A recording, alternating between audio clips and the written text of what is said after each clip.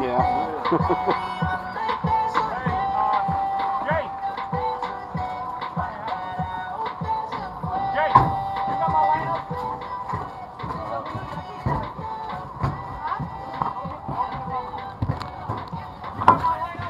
South Florida Broadcast Network is on the air. Welcome everybody to beautiful Miami-Dade College for today's game between Broward College Seahawks and the Miami-Dade College Sharks. Hello again everybody, I'm Jay Hayback along with my broadcast partner as usual, Mr. Justin Bresner. Justin, welcome. Thanks, Jay. Happy to be here again. We had a great game on Wednesday that we saw. Rematch here in Dade County. And sandwiched in between, there was a road game, a very rare road game in between two home games as the two teams traveled up north to Broward College. So far in this series, Miami-Dade College getting the better of Broward College, as Miami-Dade College did win that game that we did on Wednesday and also won again yesterday. For the Broward College Seahawks, it's going to be Danny Trillo leading off and playing right field. It's going to be Nicholas San Marti playing center field, hitting second. Jack Hawley hitting third, and playing first, Yosvani Castaneda playing left field, hitting fourth. Andrew Fernandez, the catcher, hitting fifth.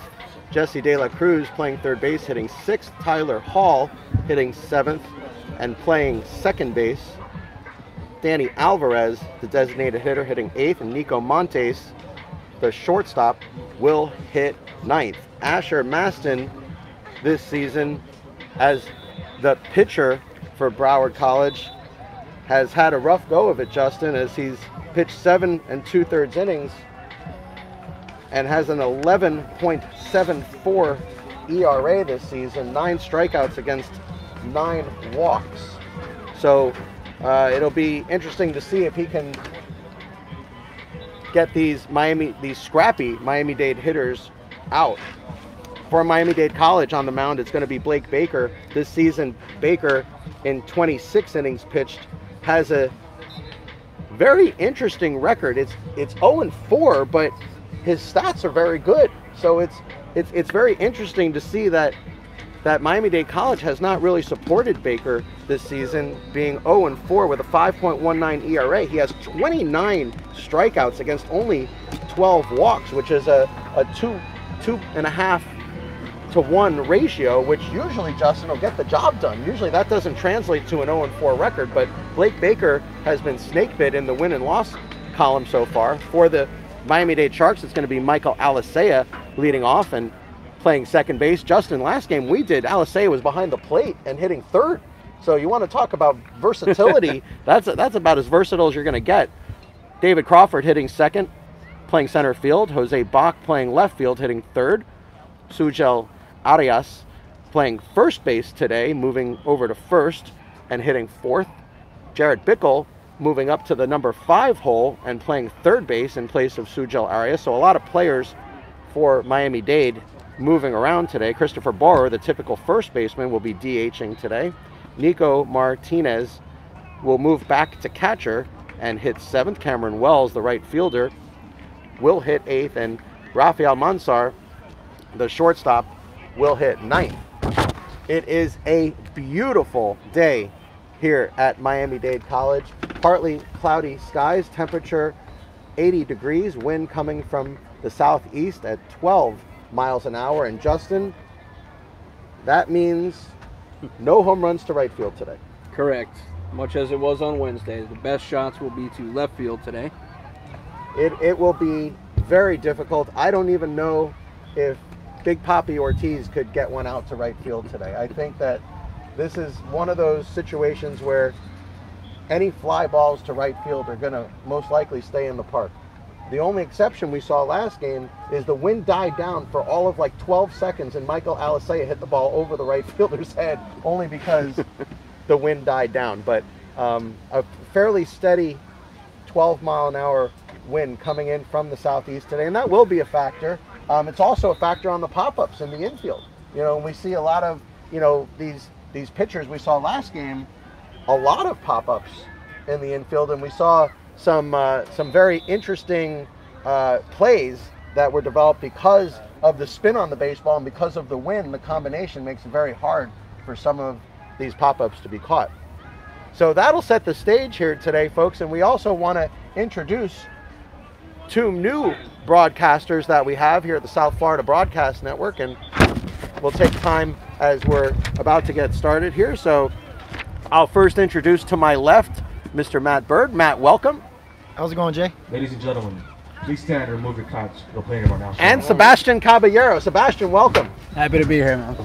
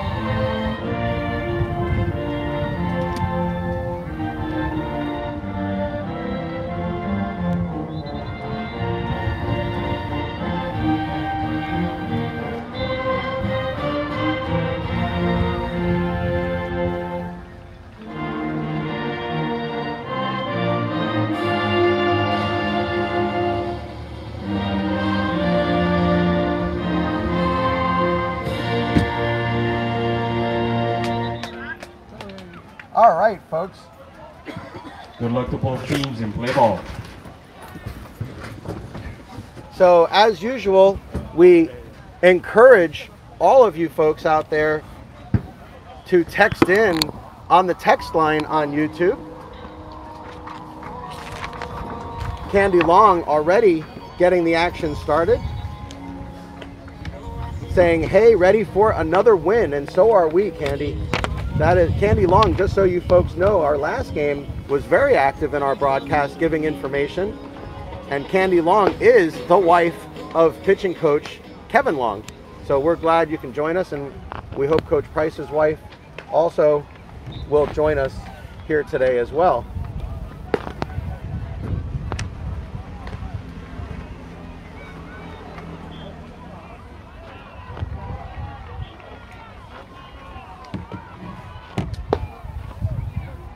Blake Baker taking his warm-up tosses. And you know, Justin, one thing we noticed the first time we saw Blake Baker, and for those of you just joining us for the first time will notice it now, is very hard to pick up that baseball. It's all arms and elbows and things coming at you, and the last thing you see is the baseball, and it's basically on top of you before you can react. And also the pitches are coming in at 90+ miles an hour, which doesn't help either.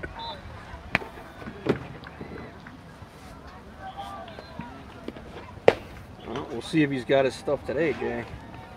I mean, I think we're going to see some offense out of both teams. Well, we saw this same battery in our first game that we did here back a couple weeks ago this season, which was Blake Baker pitching to Nico Martinez. And we are about set for action here as Danny Trio, the right fielder, will lead off for Broward College. Trio this season hitting .320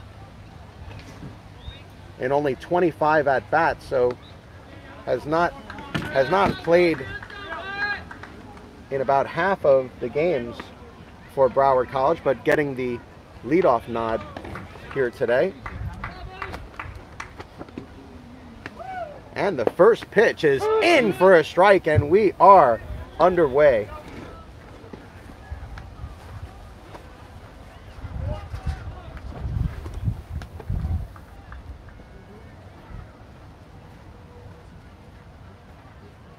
Popped up, out of play. So quickly the count 0-2. And Justin, you know, you look at this Broward College team, after Ben Bezier left, a lot of new faces here this season, and I think Coach Broderick's still trying to find the winning combination here. We'll see what they have to offer today. In for strike 3, he struck him out. Beautiful pitch on the outside corner, and you can see already Blake Baker is zoned in. That was the good morning, good afternoon, good night right there. Nicholas San Marti batting 280 season.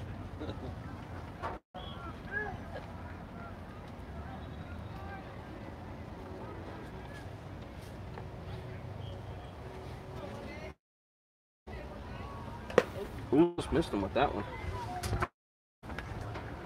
Always a nice crowd here at Miami-Dade College. Great setup here as well. Love doing our games here, Justin. Really, really great setup for us here.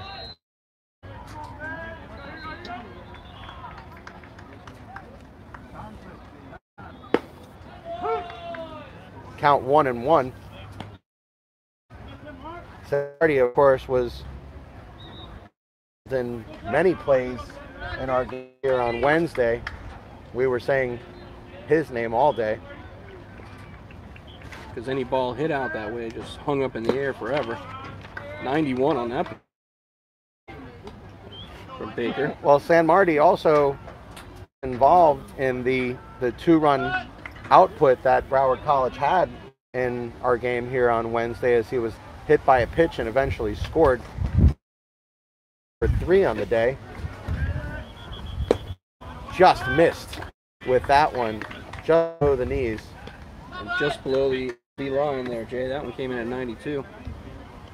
And Justin is referring, for those of you who have not seen our broadcast before, the MLB line. We had this discussion again with Steve Hurt last week. 3 miles an hour is the line any major league team will need, and that fastball is blown by. If you do not throw 93 miles an hour, folks, any of you pitchers that are aspiring to play Major League Baseball watching this broadcast, don't even try out unless you throw 93, because you will be home. And we have found this out over and over again. Did he go? No, he did not. Yes, he did. It was a delayed reaction. As he was walking halfway to first. The field umpire wasn't asked in a good 5 seconds there, Justin. We were in limbo. The first two guys go down looking. He did go down. One looking and one swinging.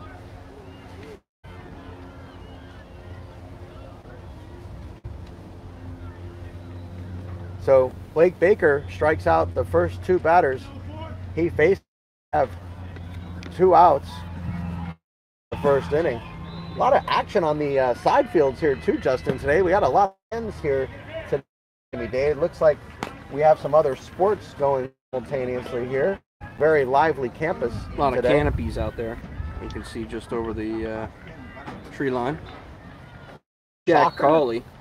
Is that soccer? Could be soccer. 33 on the season. And there you can see how hard it is to pick up. Guys, I don't know if you're picking up what we're seeing here, but those elbows and arms coming at you make it so hard to pick up that baseball. The fact that it's coming at you at 91, 92 miles an hour, by the time you get ready to swing, it's too. The 1-1, and that one missed up, and that was 92 miles an hour. Very consistent early in the game. There are scouts here with radar guns as usual today.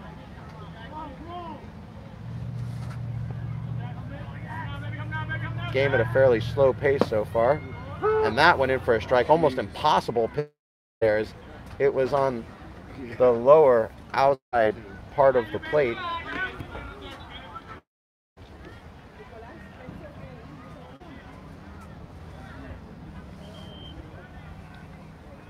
Broward College looking to put their first ball in play of a curveball, and they do, and it's hit awfully to second base, up and over to first, and he got him.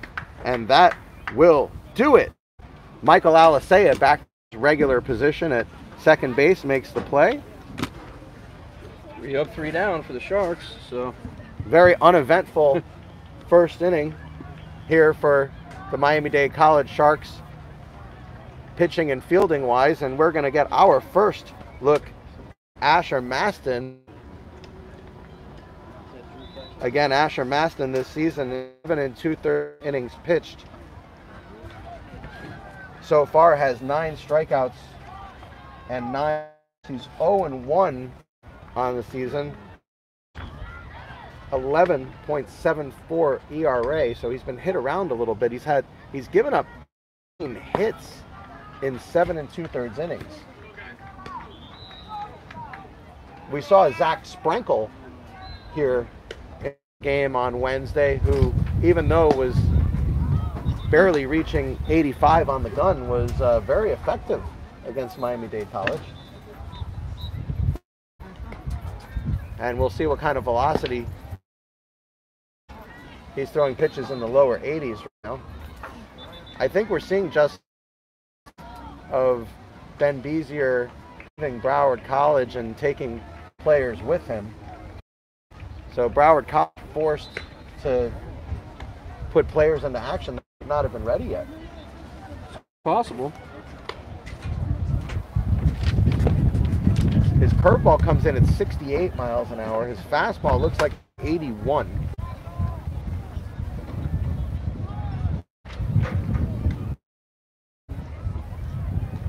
Yeah, the fastball is ranging at about 80 to 82. The curveball ranging at about 61 so far.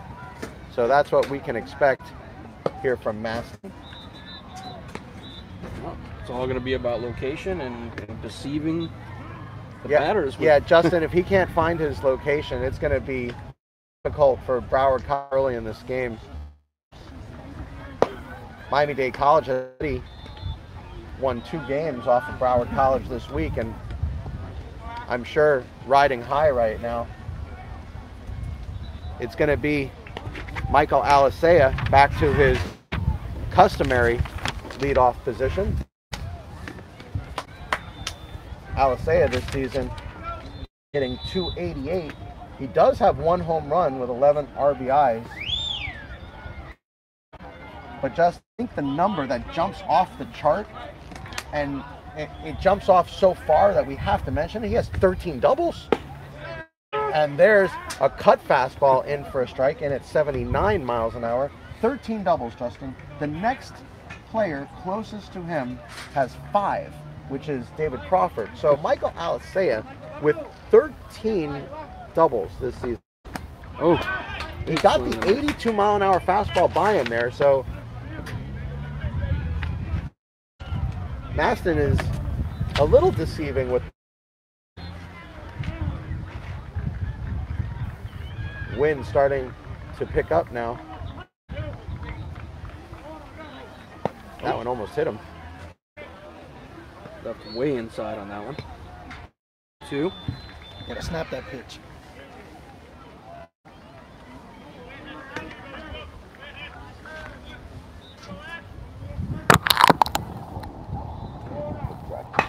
Oh, that could be a double. And if that gets one down. hit. And it's going to be caught in the gap. Alicea got a hold of that one. Justin, we almost saw number 14 in the double count there. Again, hitting those balls hard to right field is tricky on the fielder. That wind blowing in, hard to judge sometimes. So it'll be a loud out for Alicea, and it'll be David Crawford to take his hacks at the plate. Crawford this season hitting .313. Second in doubles on the team with 5. But more importantly, Justin, leading the team with a .418 on base percentage. And that's a big, and that one hit up the middle, and that's going to be a base hit. So David Crawford gets the lid off the basket for Miami-Dade and gets the first base runner. And Justin, if we know anything about strategy here at Miami-Dade College. Miami loves to run. That they do. We'll see if Crawford's off with the pitch. I don't think so. I think they'll hold him for a second. Well, either way, I would not be surprised to see a hit here or a straight stolen base. I think some form of running will be in play here. Crawford typically gets a good lead and is a good read in the pitchers. Here's Jose Bach, the left fielder. Good lead at first base for Crawford.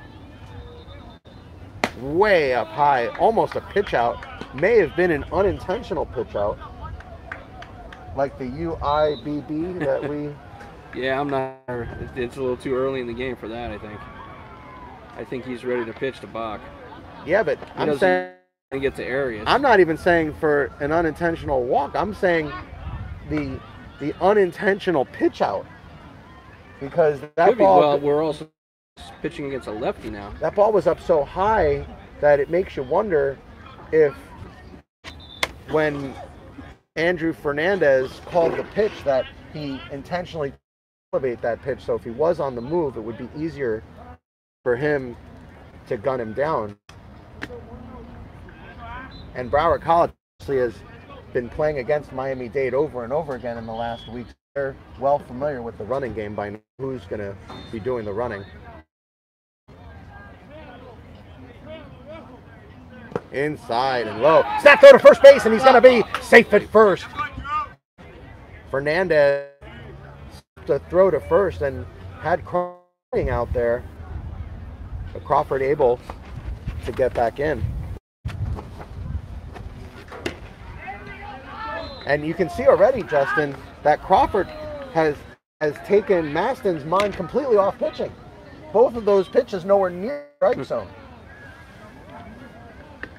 And that in the middle, over to first base to second for one, and back to first. It's going to be at first. So they'll get the lead runner, does Broward College. Bach hit that ball on a one-hop right at Jack Cawley. Cawley fired a strike to Nico Martinez, and Martinez was unable to get the ball back in time. Bach will reach on the fielder's choice. It's going to be Sujel Arias playing first base today. Typical third baseman in the broadcast we've seen. Big curveball, but missed outside.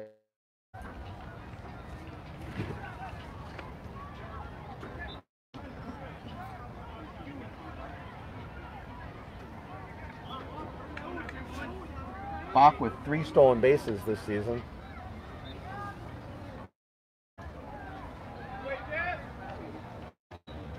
He also has a good lead, about a 6-7 foot lead at first base. Pounded into the ground, right home plate and off his foot. And Justin, that is precisely the reason he is wearing the ankle guard, which we feel much.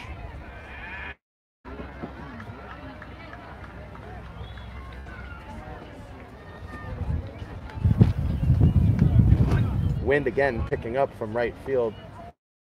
And Justin, the situation with the wind here is always going to be heavier because there's just nothing to block it. There's no trees to get in the way. I mean, all the... Hit hard on the side. That's going to be a base hit. Coming around second Fox and on his way to third. He'll get in easily. The throw will come into second base. So runners in the corners. And Nickel now in position to get the first run home of the game. Good bit of hitting there by Sujel Arias, hitting it in that hole in the right side where they ain't, and putting it in between. Come on. We got 2 outs now. Putting it in between Cawley and Tyler Hall on the right side of the infield for Broward College. Again, having to keep the runner at first base, which has been on that bag the entire inning, and it opens that hole on the right side, which Miami-Dade is more than obliged to put the ball through. We also may see a steal here, Justin.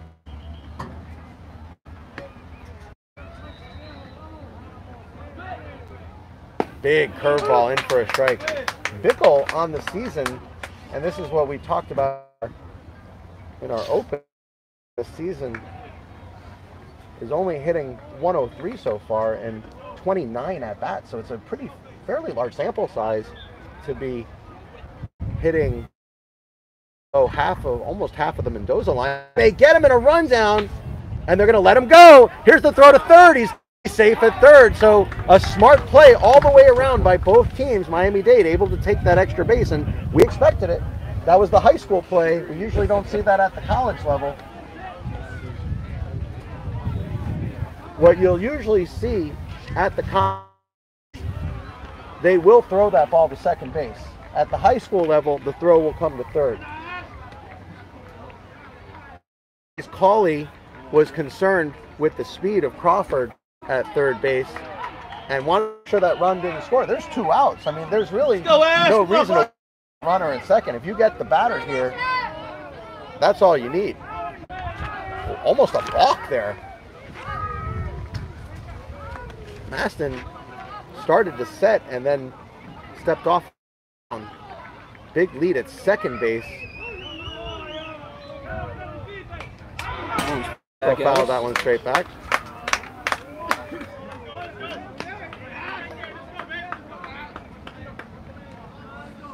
The one thing you don't want Bickle here is press, because the fact that he has struggled so far to get hits this season. Well, and he's 0-2 in the count, which is going to make it even more difficult. He only has 3 hits this season, so and his on-base percentage is below 200. It's 188 this season, so you don't want to press. Let the game come to you. There are 2 outs and there are 2 strikes to protect.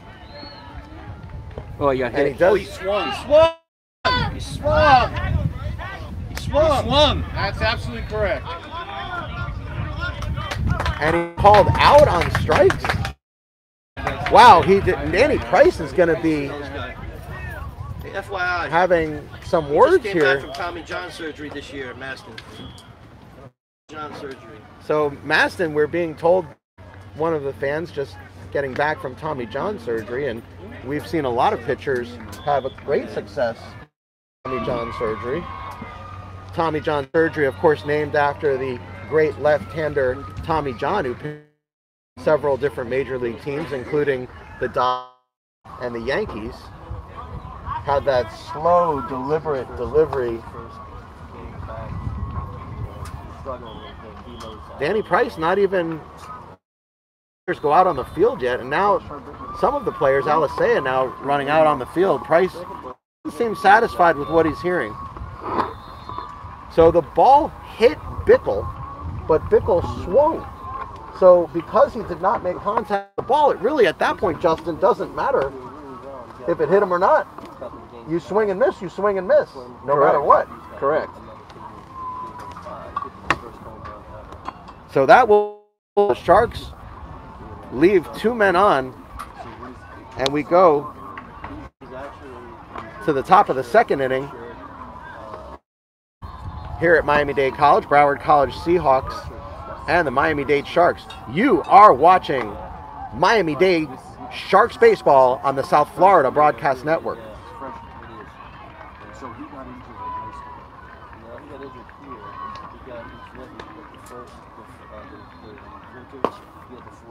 You got to feel for Bickle there, Justin. You know, he's really been snake bit this season. He finally gets an opportunity to reach base and still is unable to do so. Yeah, very true. I mean, not many times you get hit while swinging and called out. I can't think of too many. He got plunged pretty good there. And I can't think of too many where a batter is struck out on a ball that hits him squarely in the stomach like that. He took one for the team, and it still amounted to an out. A bizarre play. That's one of the biggest problems in the system. Only 1 pitch separating Baker and Maston. Baker's at 14, Maston at 15.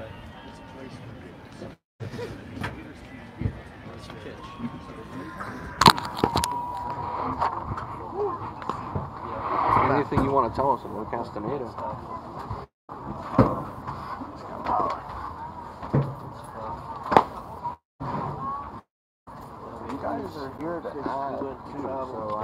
you to feel like just here to watch, feel free to, you know, if you have something. Jay, he knows.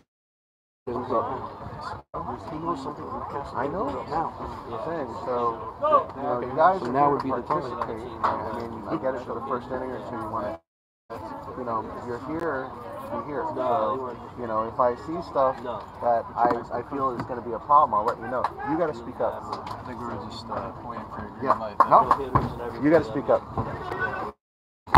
All right, here we go, folks. Top of the second inning here at Miami-Dade College, and Baker has been throwing nothing but strikes here. Struck out 2 of the first 3 batters. Jack Cawley did get a piece of the ball to make the 3rd out, but lightly hit the ball to second base. So far, Blake Baker has been all over these Seahawks hitters, and quickly the count 0-2 to the number 4 hitter, Yosvani Castaneda, and one of our broadcasters knows a little something about Castaneda here. I had a chance to coach Yosvani a couple years ago. He's got tremendous power, so we'll see if he can do something here. Miss, he struck him out! He tried to do something. I don't think that's how he had it planned in his mind. Riding fastball from Baker there. No chance for Castaneda to catch up to that 92-mile-an-hour wicked riding fastball.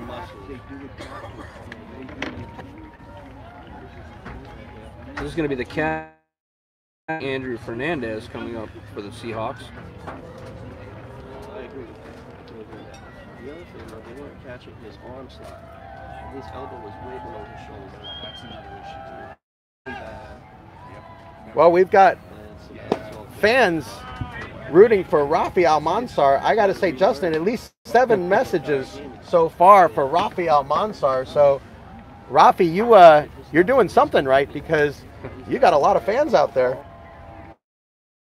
Number 9 hitter today. So here's Andrew Fernandez, the catcher, takes the first 2 pitches out of the strike zone. Count 2-0. They're gonna try.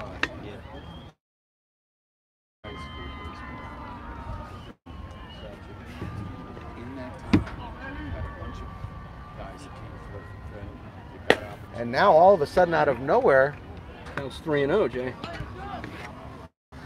Baker has lost control of the strike zone. He had absolute control of the strike zone up until Fernandez came to bat, and now a 3-0 count. He'll have to battle all the way back. You'll see nothing but fastballs here, I would say, Justin. There's one ball and for a strike.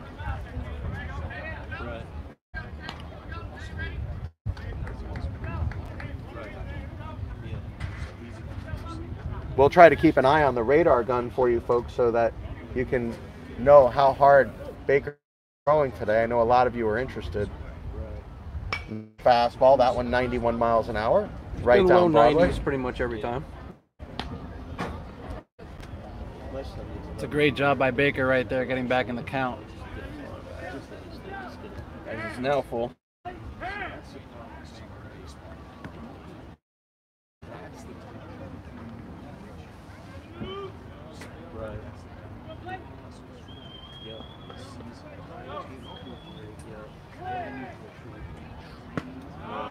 You walked him, Jay. It was a changeup, but a high changeup. Rare to see that, Matt.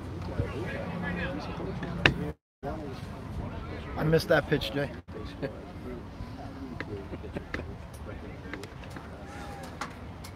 So this is number 1, the third baseman, Jesse De La Cruz, stepping up to the plate, batting .361 on the season. And now with a man on first and 1 out. The thing is, when you throw that changeup, guys, the effectiveness of the changeup drops dramatically the higher it goes. And there's the fastball. A little bit taken off that one at 90 miles an hour, in for a strike. First base runner of the game for Broward College is Fernandez at first base, who drew a walk. Could be a good time for a hit and run right here.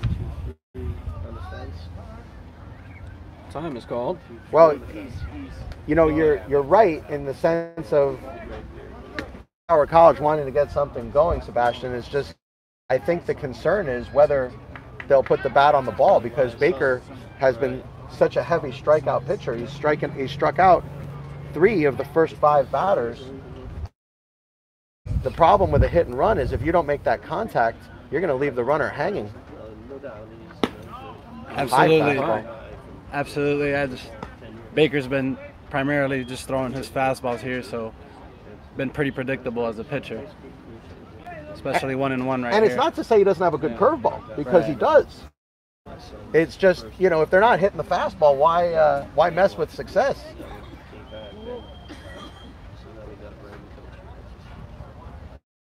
There's that high fastball. Swung through it. A little early on that one. And that would have been ball 2, guys. You know, a big difference in the count, Justin. Me and you always talk about this. On that 3rd pitch of the at-bat, when it's 1-1, the difference between 2-1 and 1-2 is light years. Because now you protect the plate. 2-1, you can wait for your pitch. 1-2, you got to go. Correct. And Baker can throw him any pitch that he wants here, and if it's anywhere close to the plate, I think De La Cruz has to swing. Well, especially since Baker, other than Fernandez's at bat, has proven he can be a strike zone.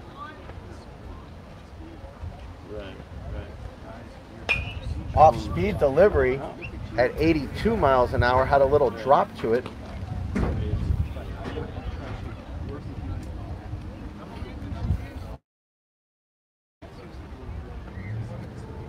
Looked like a curveball out of Baker there, although it didn't look like the curveballs we've seen from him.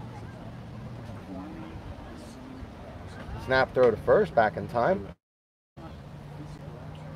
And I don't think Fernandez as the catcher is really going anywhere as a straight steal, Sebastian. I think, you know, your hit and run idea is a good one, but I would just be concerned whether contact could be made. Popped up, out of play.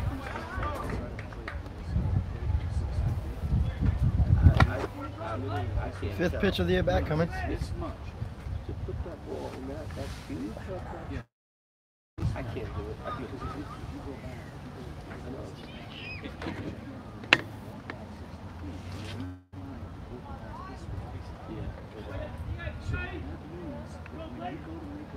There's a big sweeping curveball, just missed. Oh boy, that had to be very close to the strike zone there, Justin. The Fox K zone, not set up here at Miami-Dade College, but I guarantee you it had to be inside of it. Another throw back to first base. Boy, they seem to think that Fernandez has some ideas over there at first base.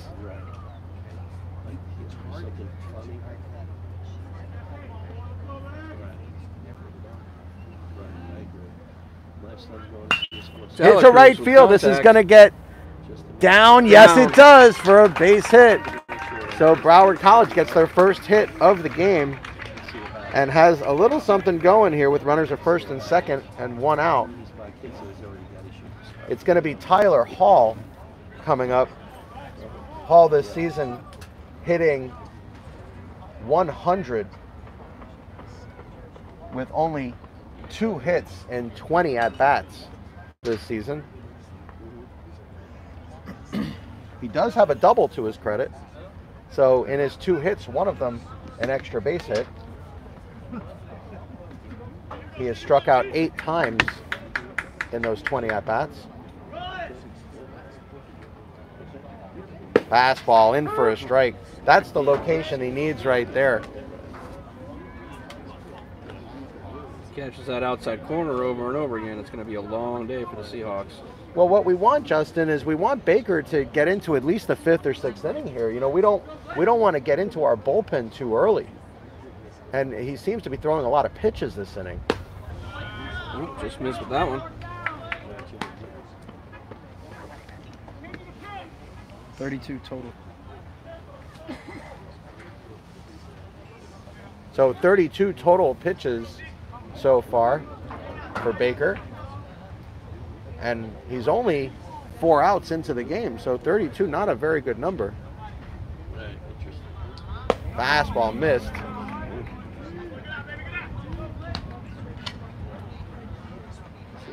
Yeah. 8 pitches per out, not exactly the ratio you're looking for, huh? Now, not under the best of circumstances, that's for sure. He's now behind in the count here.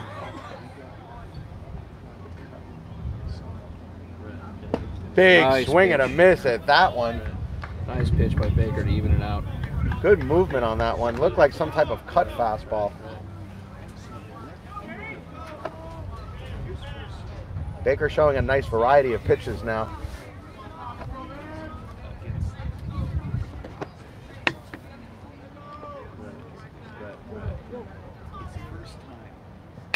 Pop that one out.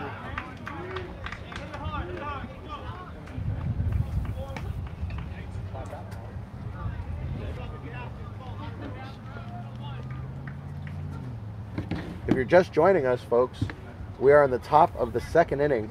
Broward College with runners at first and second. It is 0-0 and 1 out. The count 2-2. Throw to second base. He's going to be out at second base. I thought he was going to go safe. He was Second baseman did a good job getting that tag on him. That's how you get rid of runners right there. Doesn't hurt that you got a 92-mile-an-hour fastball you can throw to second base. We're going to have to check Alicea's glove and see if he's got a hole in it now. So we went from first and second with 1 out to 2 outs and runner at first. Whole different situation here for Broward College. Yeah, that's some bad base running there by base runner. You can't get picked off right there. Hit in the hole, up and over to second, and he got him. Nice play by Jared Bickle, ranging to his left to make the play, and Tyler Hall, just like Bickle himself, is snake bit, hit the ball fairly hard there, but unable to come up with a hit, and that will do it. Broward College strands 1 runner, and another 0 goes on the board. We go to the bottom half of the second inning here at Miami-Dade College. No score. You are watching Miami-Dade College Sharks baseball on the South Florida Broadcast Network. And Justin, I think the Tommy John surgery helps explain why the velocity for Maston may be a little lower than what we expected. It's quite possible. This may be a rehab situation where he's rehabbing on the mound, and maybe because Broward losing some of those players with Ben Bezier going to Florida Southwestern, maybe Maston was pressed into service earlier than expected. It's quite possible. On the other hand, they say that after the surgery, you're usually better than you were before, so I wonder where his ceiling is. Because he is throwing some nice pitches so far. Well, he has a nice, smooth, easygoing delivery. He's a tall, Belies his 11+ ERA. he's a tall right-hander with good mechanics, so you can tell at some point he was throwing a little harder than he's throwing right now, at least in the mid to upper 80s. I guarantee you he was throwing at least 86 to 88 miles an hour before that Tommy John surgery.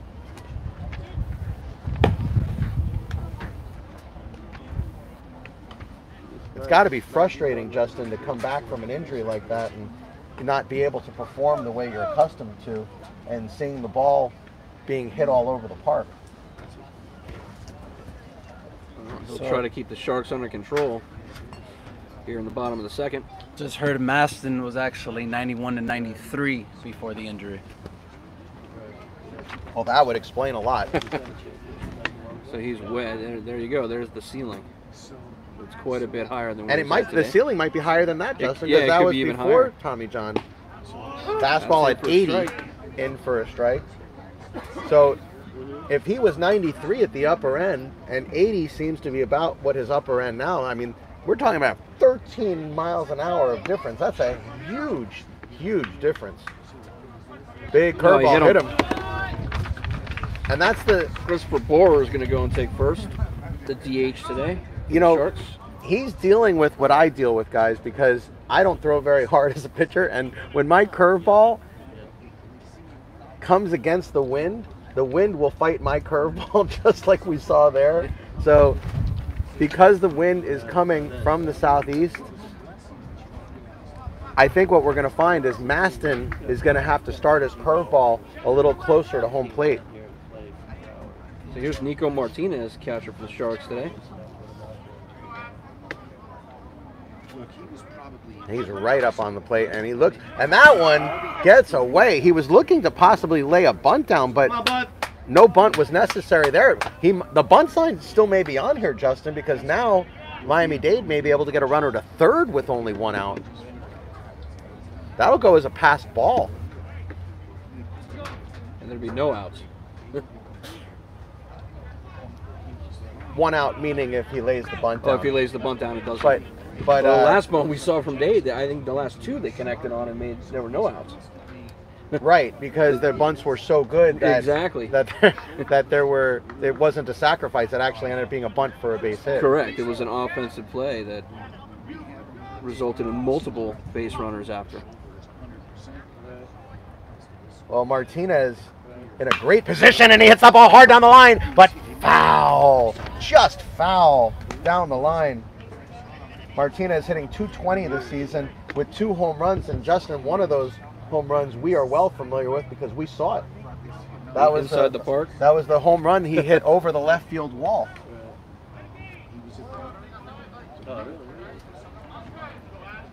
Which is really the only place you can hit a home run here at Miami-Dade College. There's about a 20-foot area in that left field corner by the Pinecrest Therapy sign.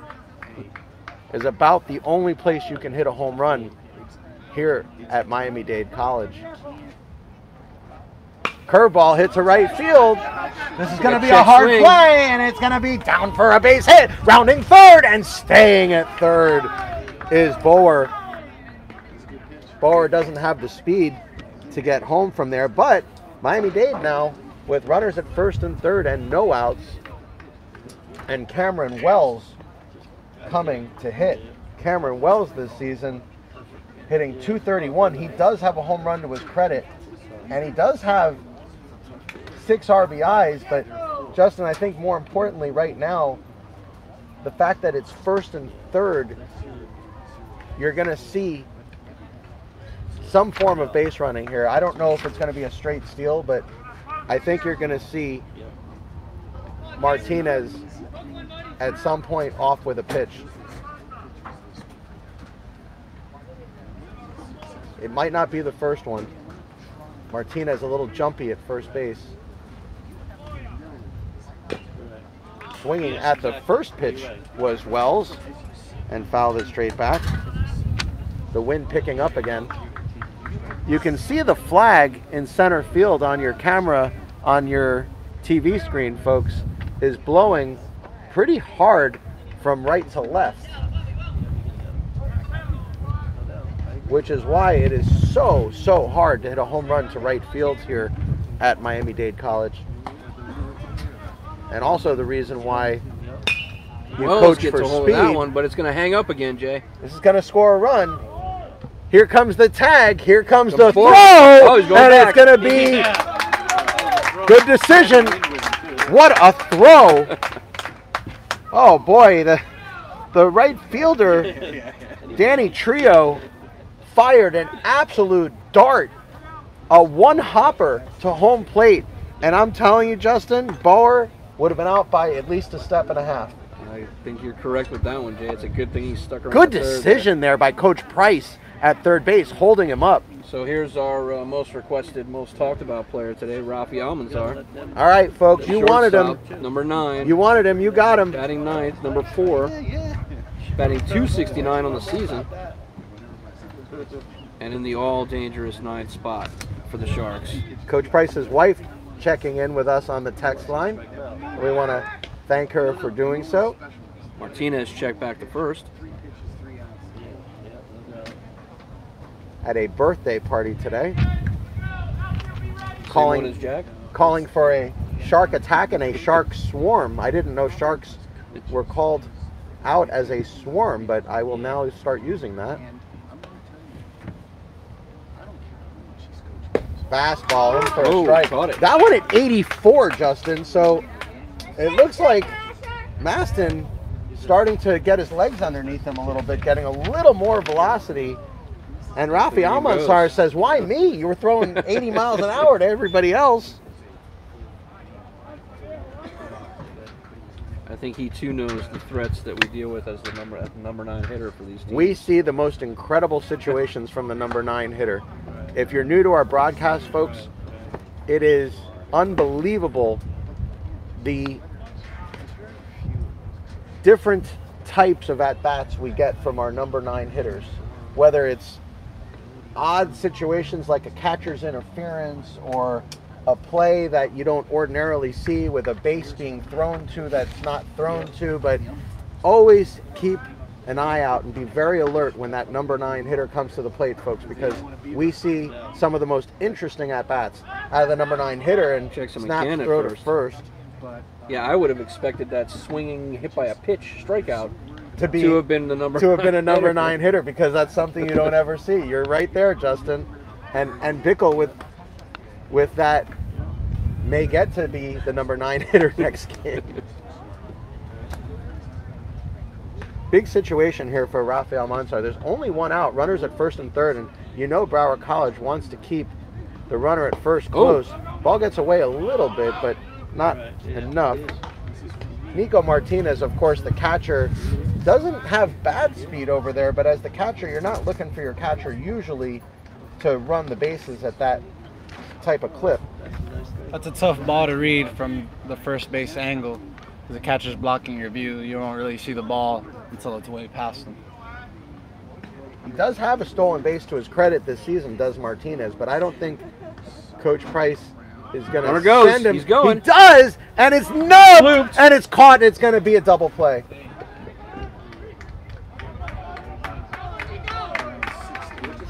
No, it's not a double play. Was that ball not caught? I think it hit the ground first. It bounced first. It bounced first. If it bounced, then the Sharks have scored a run.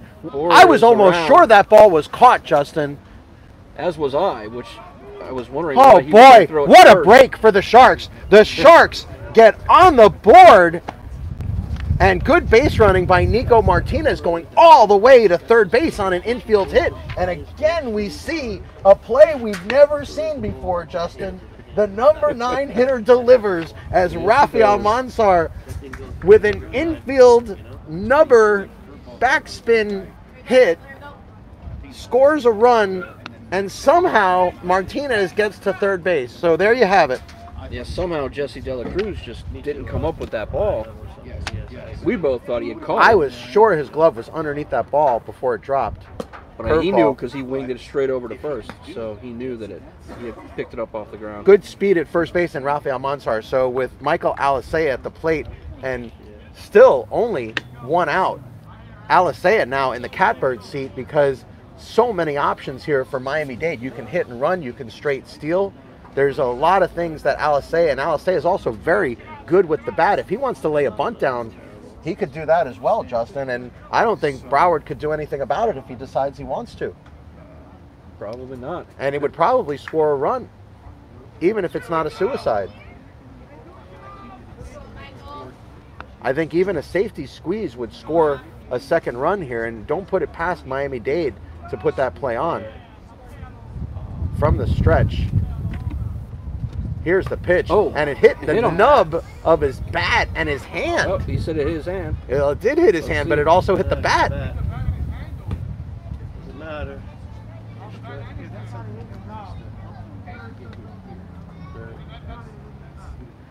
So you can hear Coach Adrian Morales. He's checking.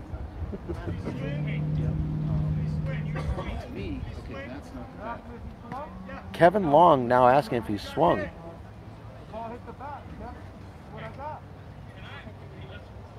So now a rules discussion. Yeah, I mean the most important thing is he okay? Whether it hit the bat or hit the hand, call it what you want. He's showing it. He's doing his best. Is he going to be all right to swing the bat again? Hit the bat. That's his coach's main concern. So a discussion between Adrian Morales, Kevin Long, and Danny Price with home plate umpire as to what the ruling is there.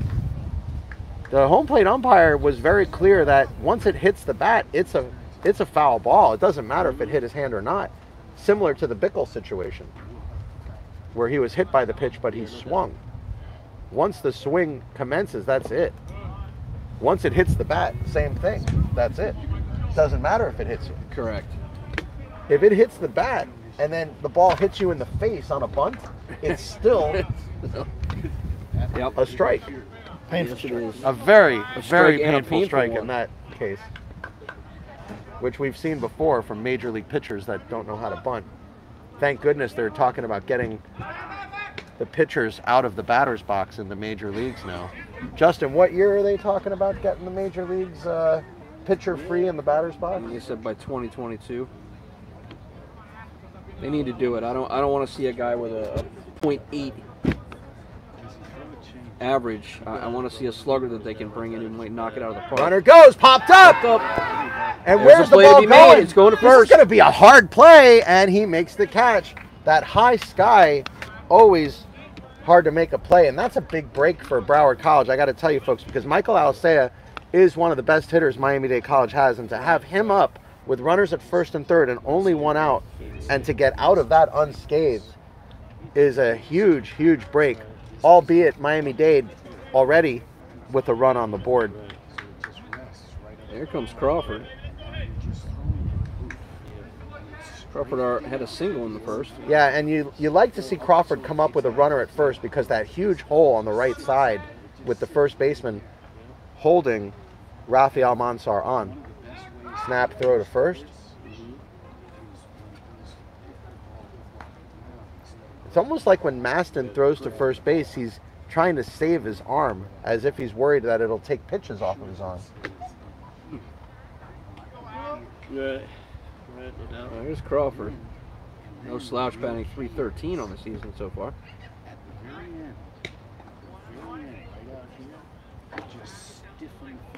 Very concerned about Almanzar over there. Crawford was leading off in our last game here when Michael Alisea hit third.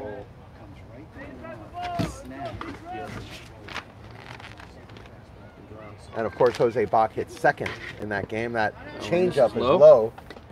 76 miles an hour on that changeup.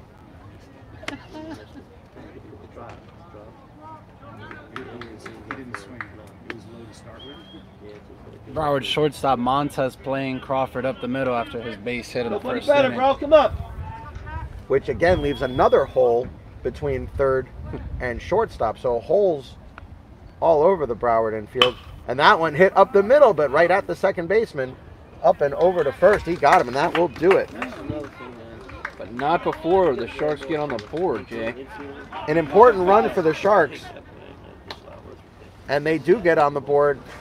Sharks leading 1-0. We go to the top of the third inning. You are watching Miami-Dade College Sharks baseball on the South Florida Broadcast Network.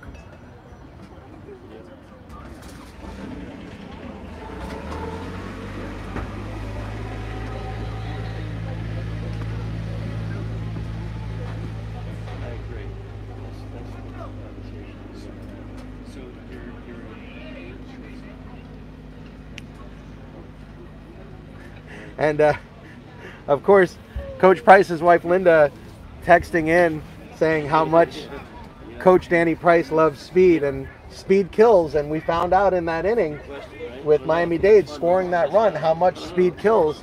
And Linda Price once again is correct, as she always is. We will never question anyone in the Price family.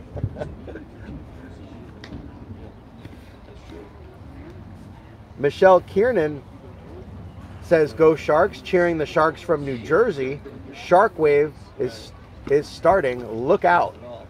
So our broadcast viewers starting to raise up and starting to get more active on the text line. We welcome all of you watching the game today to send your texts in, and we will pick some out and read them on the air if we like them.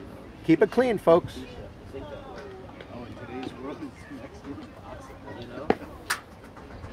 You know, it really shows, Justin, when you look at the difference in positions in the lineup and positions in the field, how versatile this Miami-Dade team is. They're very versatile, Jay, and as we've seen, you know, the lineup switches. They got guys who can bat anywhere in the order, essentially. Well, in the infield, other than Rafael Mansar, everybody's playing in a different position. Sujal Arias went from third to first. Jared Bickle is now at third. Nico Martinez is now behind the plate, where Michael Alisea was behind the plate last game. I mean, everybody in the infield, other than Rafael Mansar, has been interchangeable. I think that's just the evolution of the game there, Jay. You see it now with major league teams. You look at the Cubs, multiple players are playing different positions. You have Chris Bryant playing at third and playing at right. Contreras behind the plate. Sometimes he's in left. So I think that's just the evolution of the game and where we're headed. Well, it's always going to be more valuable. There's no doubt. The more positions on the diamond that you can contribute, the more you'll stay in the lineup. Yeah, Javier Baez eligible in many positions for the Cubs. Unless you're Giancarlo Stanton or Manny Machado, everybody else can be taken off the field, pounded into the ground. And look at Almanzar over there. What a play! And he's barely safe. Danny Alvarez, the designated hitter, legs out an infield hit, but not without Rafael Mansar have something to say about it, as that ball ate Almanzar up, and he somehow was able to pick that ball out of the air and fire a strike to first base. It was only the speed of Alvarez that enabled that infield hit. It was a tricky hop, but he did a good job to stay with that. Here's Nico Martinez, the shortstop for the Seahawks, batting 300. Looking to bunt, he bunts it right at us. And he didn't start throwing. He rehabbed. He just started. He's got 7 innings, maybe 8, 9 innings on the mound. That's fine. So he's really just looking for it. Again, showing bunt. You know? But he needs some time. This season's short. So it's the number 9 hitter, Justin. Anything's possible here. Very true. Nico Martinez, he's a lefty, shortstop. and he has a shin brace, shin guard. I'm dizzy. I'm dizzy from all that, Justin. I got to tell you. The world may come to an end right now. Yeah, he seems to check all the boxes for what could be one of the weirdest plays we've ever seen here.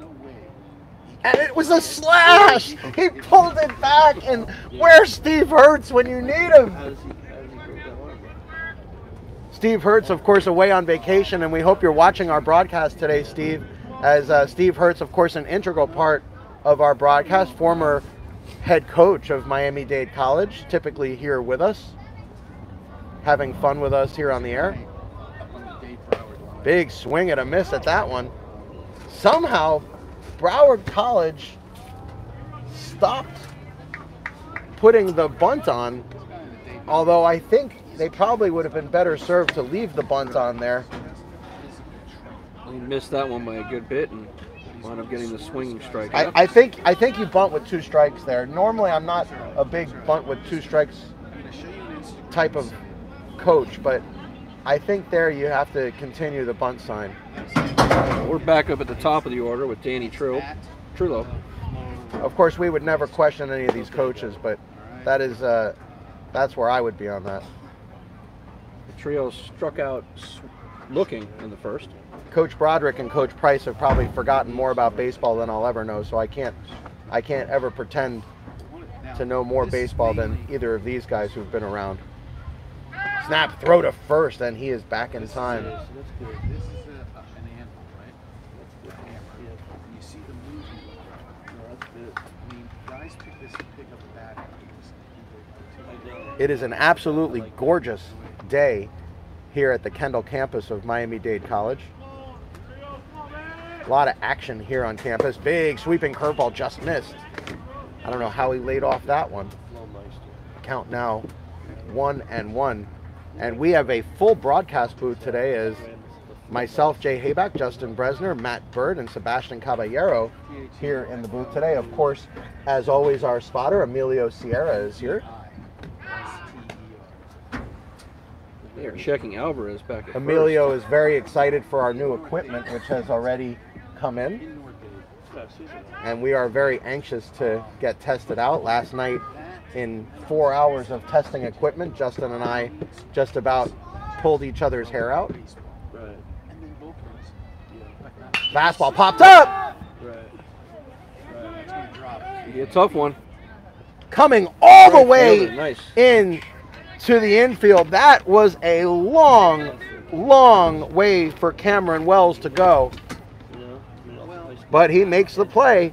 Justin, he almost had clay underneath his feet by the time he caught that ball. Yeah, that ball hung up there for a long It time. makes you wonder how Michael Alicea didn't take control of that one. But it will go as a fly ball to the right fielder. And 2 outs in the inning. Nicholas San Marty back at the plate.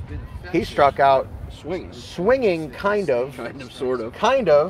in the first inning, as it took about 5 seconds for us to get that final call. No, he plays good baseball. And when he's going hard, he's really playing good baseball. So what he needs is not to have competition. Right. How old is he? 21. That's the thing, he's getting older. Shows bunt, but I got to tell you, Justin, there is almost no chance he's going to lay a bunt down here. No. That was a show me bunt. I don't think there's any chance of a bunt. Unless he thinks he can bunt for a hit here, which I think is going to be difficult at best. And he almost got him. Yeah, right. 4 years. The Sharks are really concerned about Alvarez over there at first. Yeah, no doubt. I also don't know that Nicholas San Marty hitting 283 with a home run on the season is looking to bunt in that situation. Good for him. He graduate from the U?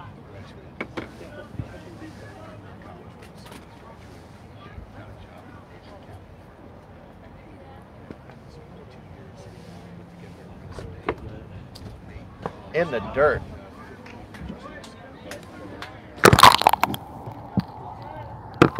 Anybody want a drink? Emilio, drink? Sebastian? I'm good. Drink? No, thank you. See that? Good for him, man. Good for him. That's an accomplishment. Good for you. Behind the count, 3-0 now. There's that fastball in for a strike at 89 miles an hour. Took a little something off that.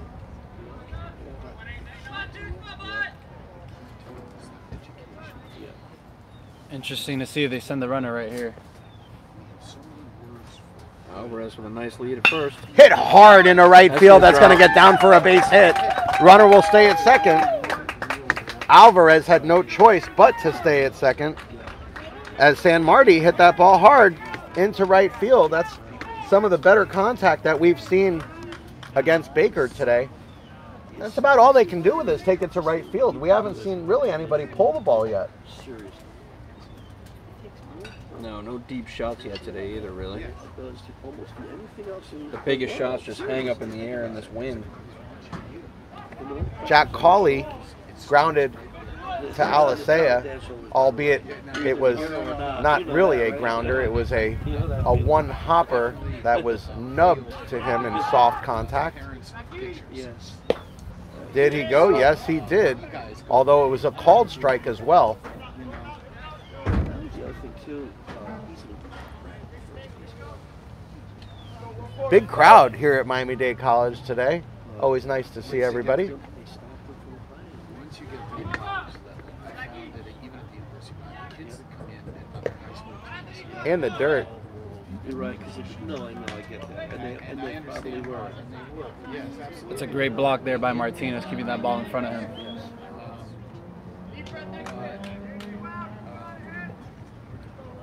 When we lived in New Jersey, we lived next to Barry Bonds and Barry Bonds' brother. Okay. So Bobby Senior's son. Make sense? Bobby Bonds. Hit hard on the hole. Nice play over there. Look at that.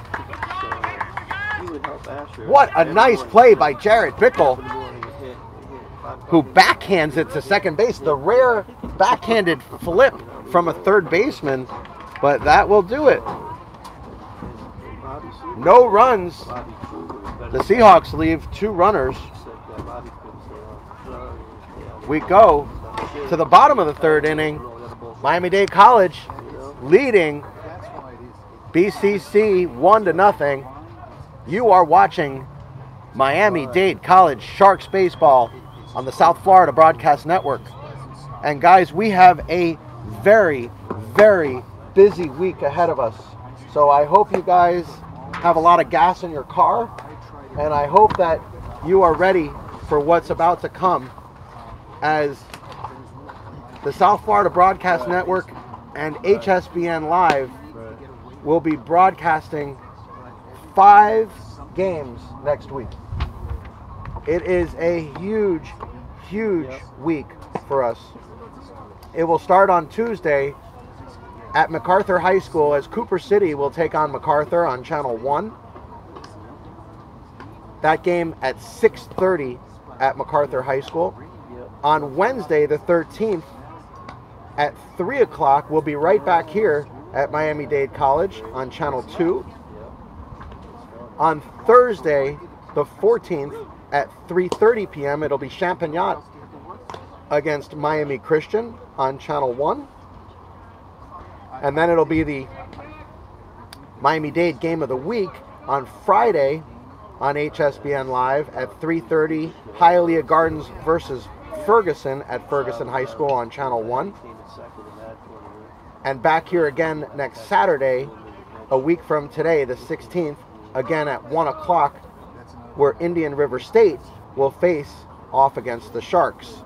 So here we go, folks. Jose Bach steps in to start the 3rd inning and taps that one foul down the right side. Nice grab there with the bare hand. Maston doing great on the mound. That's only 32 pitches, 9 balls in play, 1 strikeout, 1 hit by pitch, 2 ground outs, 2 fly outs, 1 pop out, and only 4 singles hit off him so far.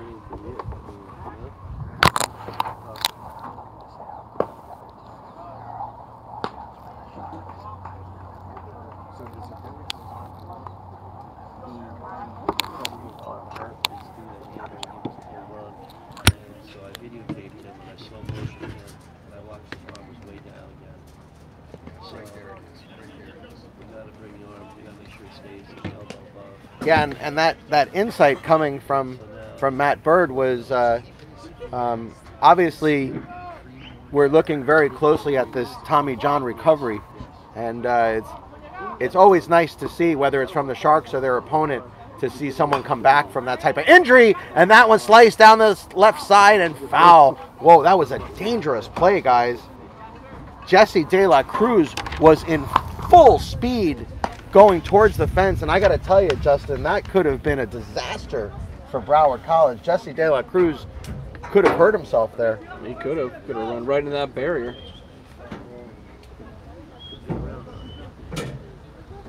But no harm and a foul. Oh, I see what you did there. Got it? I see what you did there. Nothing gets by me. Well, maybe some things get by me, but that one didn't. All right, that's all I'm saying. That one didn't.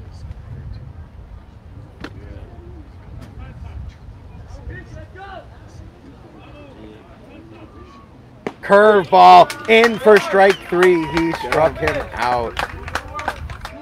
Boy, that was a tough one to take there, Justin. That ball was about 6 inches off the strike zone when it started out, and it just broke back wicked at the end, breaking over the outside part of the plate. Tough pitch to swing at. Even with 2 strikes, tough pitch to swing at. So Sujel Arias with a single and a stolen base already today, back at the plate. Another good curveball. Maston's starting to show off his curveball.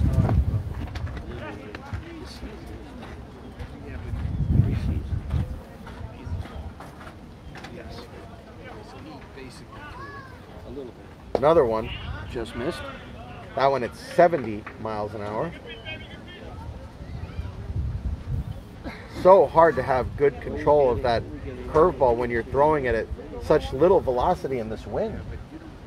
I'm not trying to get hurt for sure. We don't want to do that again. The truth is, it probably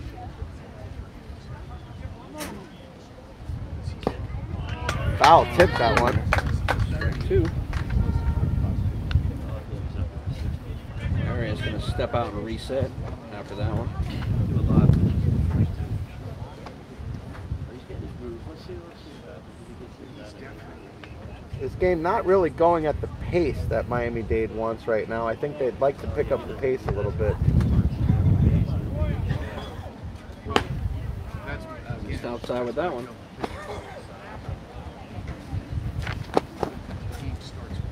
Oscar Crisotomo wanting to give a shout out to Jose Bach.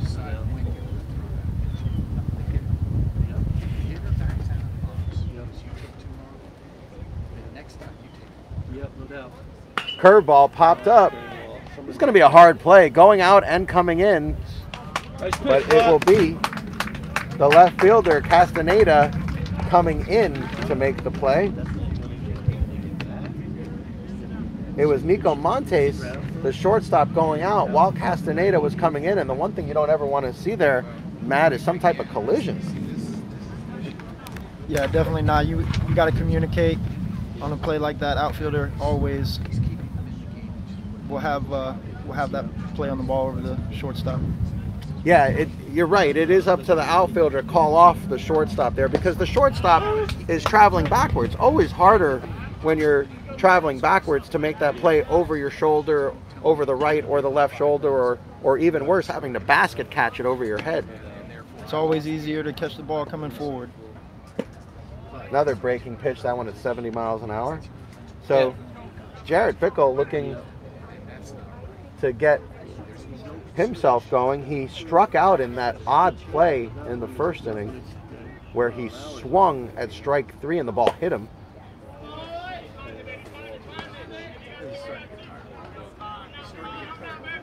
2 outs in the inning, 2-1 count to Bickle. No runners on. Miami-Dade leading 1-0. No, I know.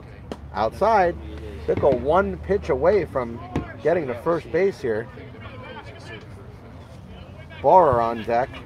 Borer was hit by a pitch and actually did go to first base after being hit by that pitch. And accounted for the lone run for the Sharks today. Low Missed, and outside, walking. ball 4. Good for you, Jared Bickle.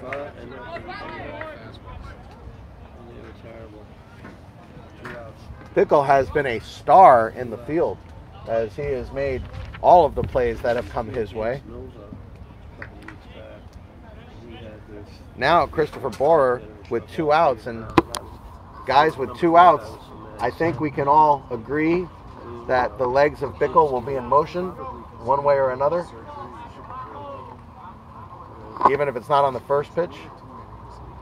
Good lead over there. About a 6.5-foot lead for Bickle at first base, leaning towards second base. And hit hard by Bower up the middle. This is going to be a hard play, and it's booted into left field. On his way to third is Bickle, and he'll get in there easily. Heads up base running by Jared Bickle.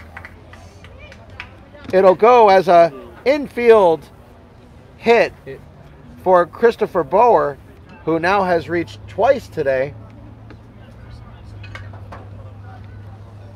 And Miami-Dade, all of a sudden with 2 outs, now have runners at first and third, and the catcher Nico Martinez, who already has a hit in this game, will come to bat, brandishing a massive shin guard on his left ankle. I can tell as soon as he starts throwing the ball in the batter's box over there, he's trying to. But also Martinez used to wearing that type of equipment because he's the catcher. Right. So he probably doesn't even feel it. That's right. He's not that way. Standing right on top of the plate is Martinez. 2 on, 2 out.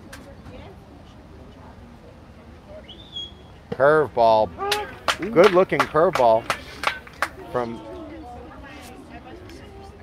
Maston there, and that one broke severely across home plate. First and third for the Sharks. Good lead for Broward at first base, but I don't think he's going anywhere, guys. Another curveball missed. Count 1-1. Miami-Dade would really love to get at least one more run on the board here.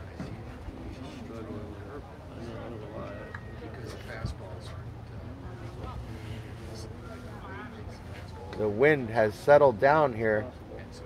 Martinez, of course, we know capable of the long ball. Curveball way out of the strike zone, snap throw to third base, and he's safe at third. It knocked him off of third base. How do you think they'd rule that, Matt? If you knock a player off at third base and then you go to tag him after you knock him off, how would that be ruled? I'd say you have to tag him again, because if the throw took him. Well, even what I'm saying is, even if he does tag him again, is he out? Can you knock a player off the bag? I guess not. That would be up to the umpire's judgment. Yeah, that'd be a tricky one. Well, these are the difficult questions we ask on the South Florida Broadcast Network.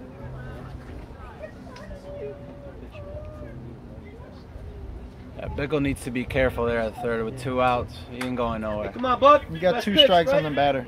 You know, it's pointless to. Best pitch, bud. Don't want to make a throw, make a mistake. Outside and low. Count even up at 2-2. Another ball here, and Bauer will be on the move with 3-2 and 2 outs.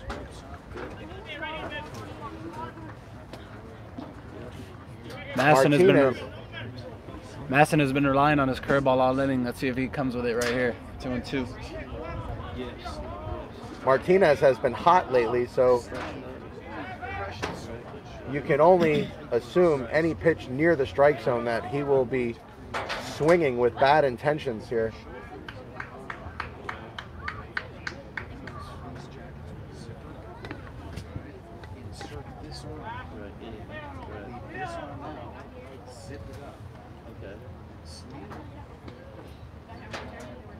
Curveball hit hard to left field. Is going to get down for a hit. It's in the corner. Wow. 1 run will score. Coming around third.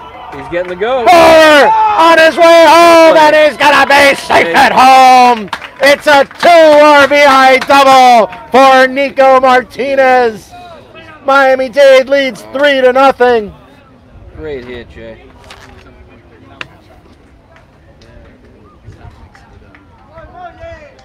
Bickle, of course, scored easily from third. It was Christopher Bauer that scored all the way from first base, diving head first into home, but there was no throw. It would have been nice for somebody to let him know that he didn't have to slide. Could have saved his jersey a little bit. The That's third great baseman missed the 2-strike hitting transfer. right there by Martinez. Sitting back on that breaking ball and driving into left field. What a pretty swing there from Nico Martinez. That might have broken this game open, Jay. And Miami-Dade now feeling pretty good about themselves. Cameron Wells, flied out to right field in his first at-bat, is now the batter. Cameron Wells, of course, this season also has a home run to his credit, hitting .231 with 1 home run and 6 RBIs. Good speed on the right fielder. Good lead at second base from Nico Martinez. Breaking ball outside. At what point, Matt, are you going to start getting your bullpen going for Broward College? How much rope are you going to give Maston? Go, bud. I think Come on, Broward's 2 outs. okay right now. His pitch count's still relatively low. Only 20 pitches this inning. It's his worst inning. 15 the first inning, 16 the second inning. Good breaking ball in at 69 miles an hour in for a strike. But beyond the pitch count, don't you have to at some point look at the game situation and say, you know, we got to keep this game in hand? Well, you also got to keep in mind he's getting outs. He's getting the ball in play, and they're getting outs on defense. So I wouldn't I wouldn't be too worried about his arm right now.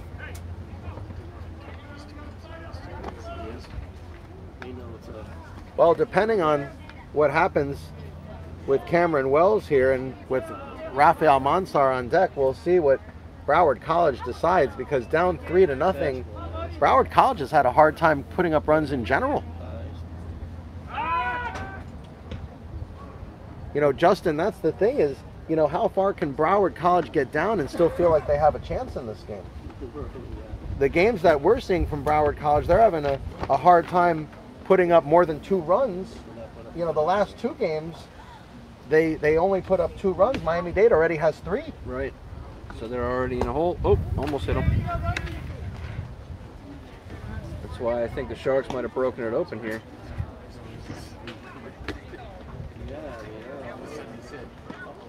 You're supposed to move forward.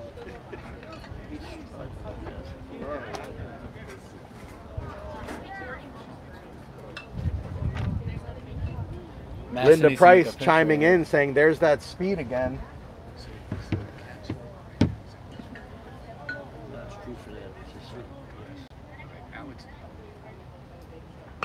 Foul that one straight back. Good at bat going here. Candy Long also chiming in saying good job, Nico. Shark attack. Really? Okay. And we here at the South Florida Broadcast Network love the fact that Candy Long and Linda Price are so active with our broadcast, and we very much appreciate both of them. Pounded into the ground. Here's the throw to first. He got him, and that will do it. Was he on the bag? Yes, he was, and that will do it. So Cameron Wells will be retired, and so will the Sharks. But Miami-Dade puts up 2 huge runs here in the 3rd inning and lead the Broward College Seahawks 3-0. Martinez 2 for 2, big double, big RBI, two-run double. Coach Danny Price imploring his players to keep the momentum here. We go to the top of the 4th inning. Miami-Dade College leading Broward College 3-0. You are watching Miami-Dade College Sharks baseball on the South Florida Broadcast Network, and we have with us here in the booth, I don't know if he'll be doing any talking today, but Jazz Burton, who will be a student here at Miami-Dade College shortly and will be on this Miami-Dade College Sharks team. Jazz, of course, playing semi-pro ball right now and tearing up the AUBL. Absolutely destroying the AUBL right now.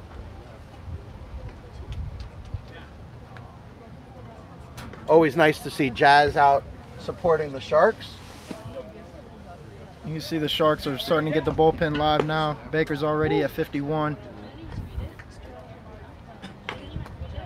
And Justin, when we saw Baker in his last start, he only went 5 as well. So I don't know that they're asking Baker really to pitch more than 5.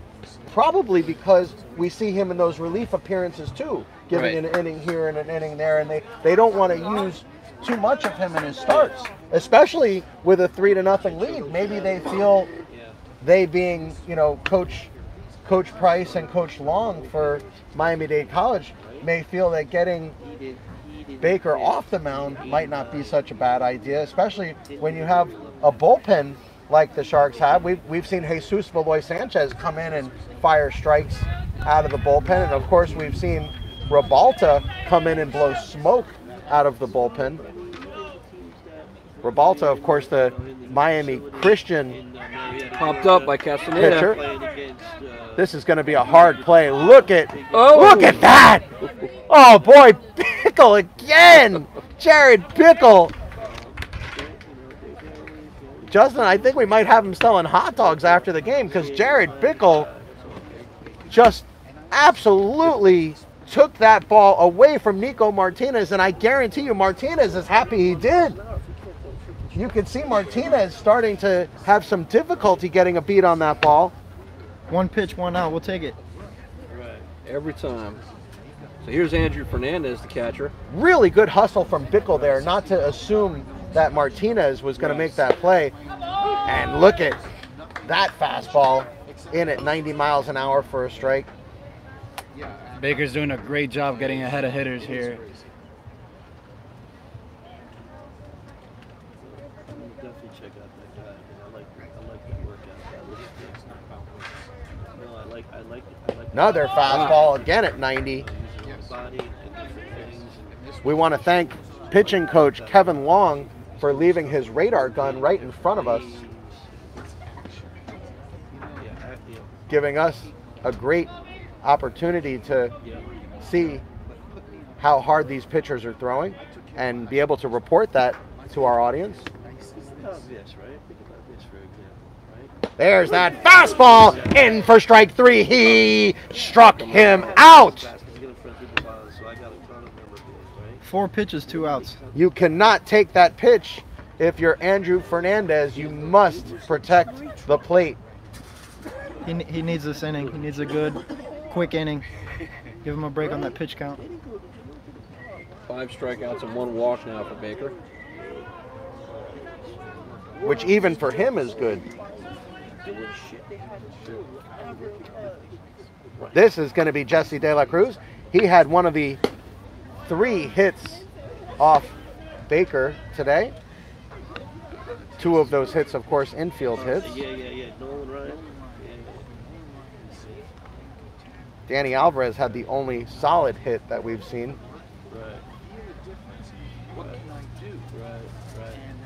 There's another fastball. That one just missed. Where did that one miss? Couldn't tell you, Jay. It looked like it was in there to me, but That looked like the middle of the middle of the middle. Wouldn't be surprised to see De La Cruz taking a pitch here.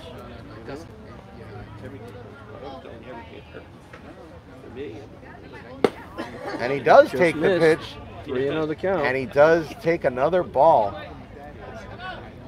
Yeah, Baker's been having a quick inning. You want to try to get him off his groove here, so he's probably taking again here. Baker takes a breath on the mound and gets back on the rubber.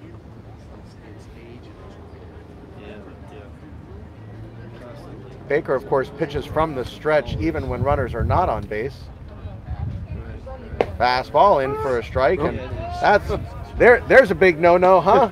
What do you say, Sebastian? Is that something that'll be remembered by the home plate umpire? Well, as a hitter, you almost never want to do that. It's almost like you're showing up the umpire. You might just call it If just to this bring it pitch back is here. anywhere near the strike zone, Anywhere do you near, think he's calling the that it'll strike. be called I ball think he's four? calling it here. You don't show him up like that. No. Nope, that He missed is that one. way out of the zone. No chance to call that one a strike. That goes as ball 4. So Jesse De La Cruz has reached base both of his at-bats today. He'll bring up Tyler Hall, who was robbed by Bickle back in the 2nd inning.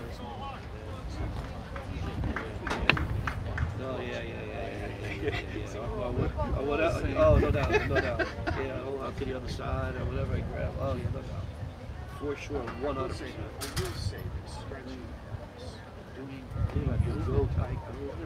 Popped up. It's coming right at us, guys.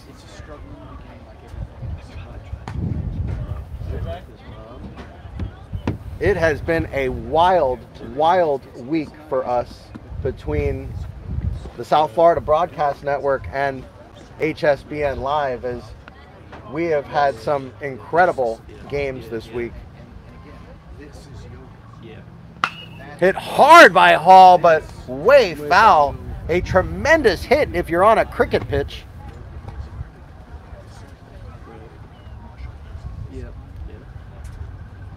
It all started, Justin, on Monday when Riviera Prep won their first ever district game at Marklight Stadium, which seems like 3 weeks ago.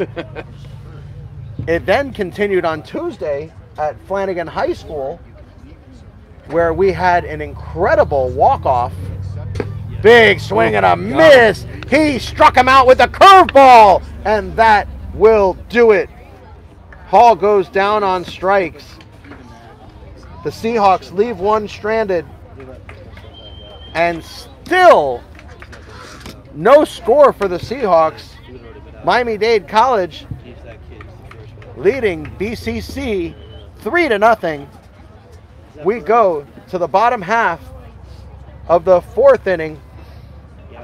You are watching Miami-Dade College Sharks baseball on the South Florida Broadcast Network. So as we were saying, Justin, it continued at Flanagan High School with a walk-off,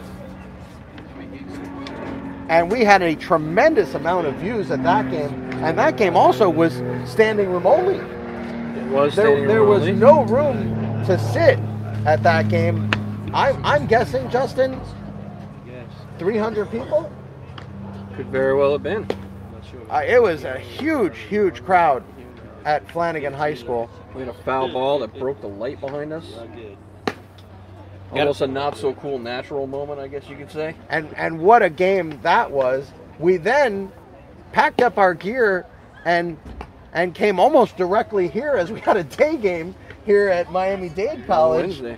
where these Miami-Dade Sharks defeated these Broward College Seahawks on Wednesday. Got a new pitcher on the mound here for the Seahawks. It's number 9, Perez Nichols.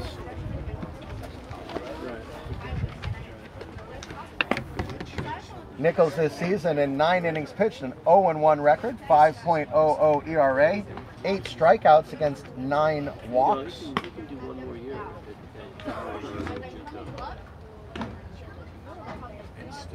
I don't think the Sharks really care right now. I think no matter who BCC throws at them, they're feeling pretty good offensively right now. Right, so what has to happen is they'll have to redo this major. The Sharks have a chance to blow this game open right here. Scored the last 2 innings. They put up a crooked number here. They're in complete control of this game. I'm sure they want nothing more than to put up that crooked number and put this one out of reach. Well, I think right now the momentum obviously is on the side of Miami-Dade, but what they really want to do, I think, is demoralize their opponent and get them to bow their heads a little bit. Absolutely. Baseball's, you can never score enough runs, especially here early on. 3-run lead can disappear. Well, look at the difference in the dugouts of the body language between Broward and Miami-Dade. It's just a huge difference. Oh, and that one, way low for ball one, goes into the Broward dugout.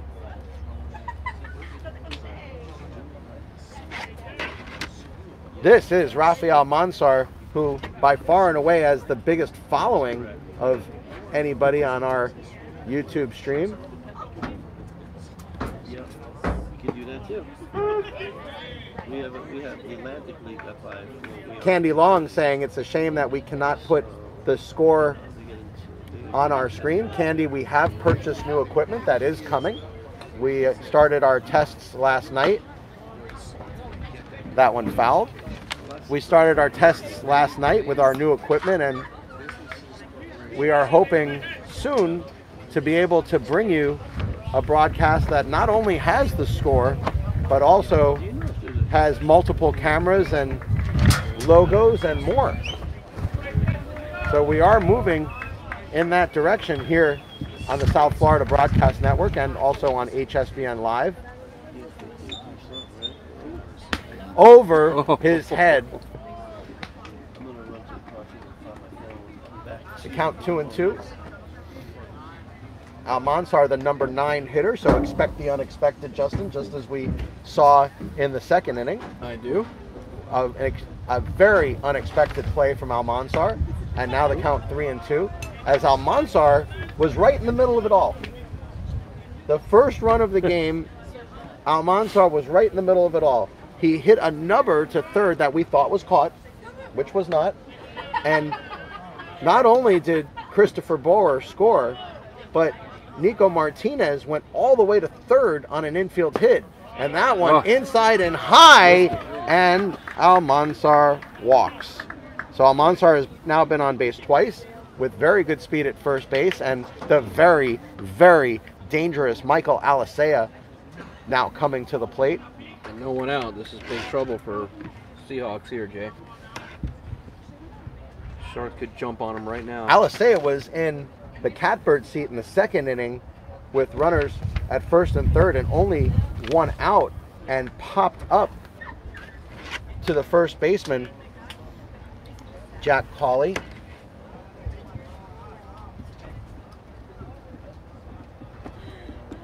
Way up high for a ball. I don't think Nichols even wants to pitch to Alicea right now. I think he would much rather just walk him. And here comes Broderick to have a chat. I think this is more of a mechanical issue here. Sebastian coming out for a mound visit in the middle of an at-bat like this with a runner on first, you got to think there's something mechanical involved here. Well, not the way you wanted to start an inning. You're just coming out of the pen and you put the leadoff guy on with a base on balls and fall behind to the next hitter. Coach is just checking to make sure his pitcher's okay. Could be that he's only thrown 2 strikes so far. Maybe just trying to go settle him down. Does look like he's trying to put a little muscle on it, and he's releasing too low. Well, Matt, the one thing they don't want here is to start walking runners around the bases. It's bad enough you've got a 3-0 deficit. You don't want to be giving free passes, and Nichols doesn't even look like he's near the strike zone. And now motioning to the dugout is Broderick, so we may have an injury here, folks. If there's an injury, he'll get as many warm-up tosses as he likes. Wow. So it's going to be Angel Rodriguez coming in to pitch with what I believe is no warm-up. I don't think Rodriguez has thrown a warm-up pitch, guys. No, and this is one of the toughest things for pitchers to do. You're not loose, you haven't stretched, and you're just getting out there and just throwing your warm-up pitches. Oh, I heard Broderick say thank you, so I think that means he'll get as much as he needs. Yeah. And his first warm-up toss went over the catcher's head. You get your pitches, but as a pitcher, you have your routine before you go in a ball game, and he's just coming in there cold. Rodriguez, so we'll see if that affects him. Also not with much velocity, throwing pitches in the mid-60s, 66 and 67 miles an hour so far, so more of the same for Broward College. Justin, I made the joke in our broadcast here on Wednesday that I think I might be able to get one up there at about 66. It's possible. I don't know about that, Jay. We have a non-believer in our midst.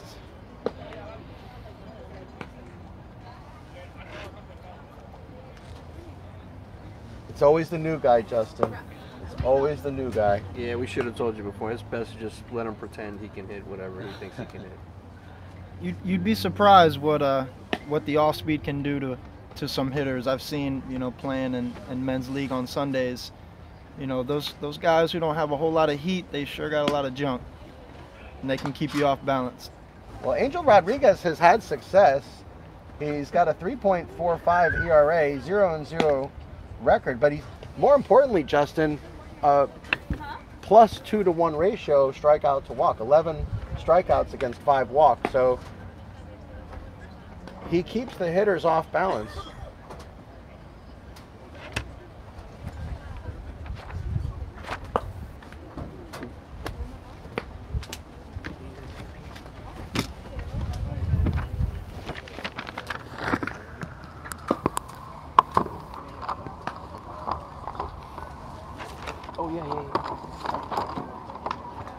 So Rodriguez also threw an inning on Wednesday in the game that we did here, who Came in right after Sprankle. and he kind of has a slinging motion, as you can see, folks.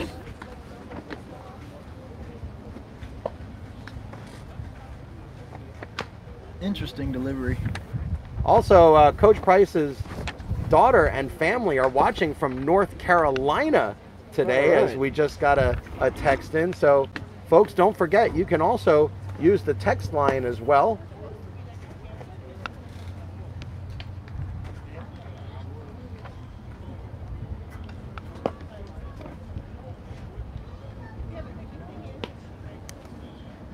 glad they can see their dad and his team in action here. Well, I got to tell you, it is our pleasure to bring it to you guys. It makes us so happy to know that the Price family is watching and that we can bring the action to you guys. Coach Price giving the situation, everybody, because we had such a delay that everyone may have forgotten the count and the outs. So there are no outs. It's 1 ball and no strikes. And after walking Almanzar and throwing a first pitch ball to Michael Alicea, Perez Nichols pulled quickly. Perez Nichols was removed. 7 pitches. May have been some type of injury. And that one popped up. Center. And I can hear me from the left fielder, and he makes the catch. We could hear him from here as Yosvani Castaneda was saying me at the top of his lungs. Yeah, Castaneda has left field, has a range out there in left field. Used to be my center fielder, so you can track fly balls down. Well, and that's one thing here at Miami-Dade College that Coach Price has always told me, that he's looking for 3 center fielders. He doesn't want a right fielder and a left fielder. He wants 3 center fielders out there. Well, here is his center fielder, David Crawford. Well, you know, if Crawford is his center fielder, that he's the best center fielder of the 3 center fielders. Because if you actually win the job of center field at Miami-Dade College, that's saying something. Yes, it is. Oh. There's 1 out on a bunt here in the 4th inning. Miami-Dade College leading 3-0.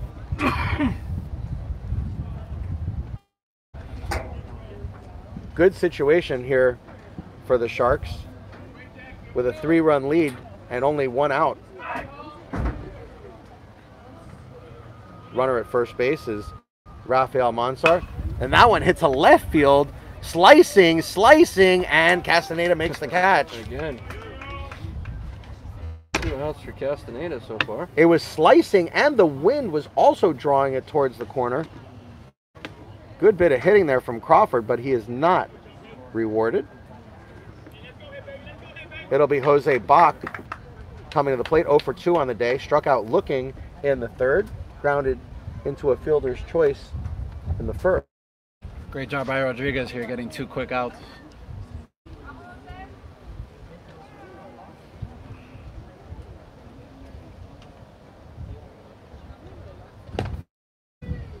Outside with that 64 miles an hour on that pitch, and we're not even sure to call it a fastball.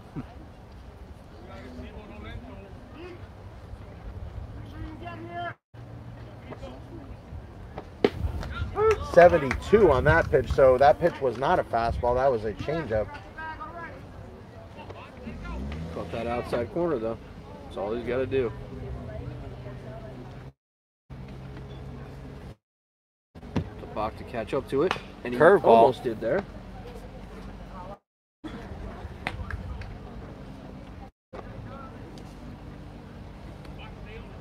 And again, Justin Jose Bach, one of the few players switch hitting for the Miami-Dade College Sharks, as we saw him get hits from both sides of the plate in our game on Wednesday. That we did. Equally talented hitter on both sides of the plate. Hit into the ground. It's going to be a hard play. Up and over to first. A hard throw. Wow. Did he stay on the bag? Yes, he did, and that will do it. Nice play at third base from Jesse De La Cruz. And you can hear Coach Price saying, don't get flat. He wants to guard against this because he knows at any time it can happen. Go to the top of the 5th inning here at Miami-Dade College. It is your home Miami-Dade College Sharks leading Broward College 3-0. You are watching the South Florida Broadcast Network.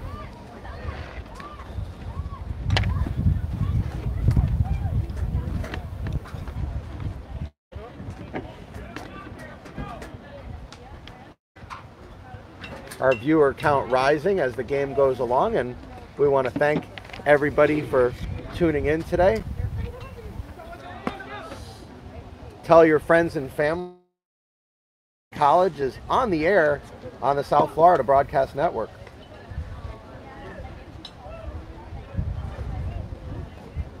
And we have many more games coming. We have conference matchups.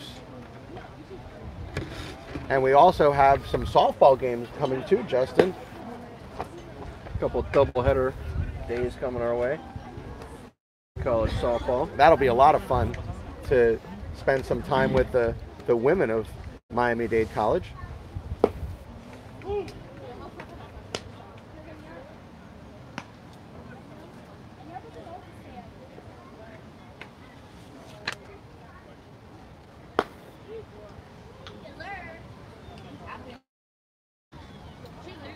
Baker coming off of his best inning last inning with only 11 pitches. He needed that just to keep him in the game. Inning, 11 pitches. 64 pitches on total. And you know the key for that also, Matt, is it came right after scoring 2 runs, and it sealed that nail into the coffin of Broward College, because you don't want Broward College getting any confidence, and you don't want them getting any momentum. Well, they've had a rough day so far, only able to, hit the ball, get 3 hits so far on the day. Danny Alvarez. No runs on 3 hits for Broward College. Alvarez reached on a single in the 3rd. 3 runs on 6 hits for Miami-Dade. No errors by either team on the day so far.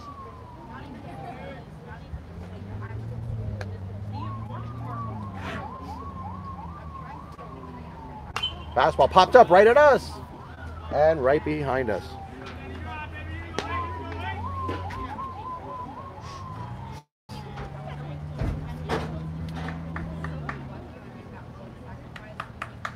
Again, if you're just joining us, folks, it is a beautiful, beautiful day here at Miami-Dade College. Partly sunny skies, partly cloudy skies. That's a good pitch off the plate with a 0-2 count. You don't want to put it anywhere near where the batter could get a. There's no way he's hitting that. Even if he does get a bat on it, it's going to go 3 feet.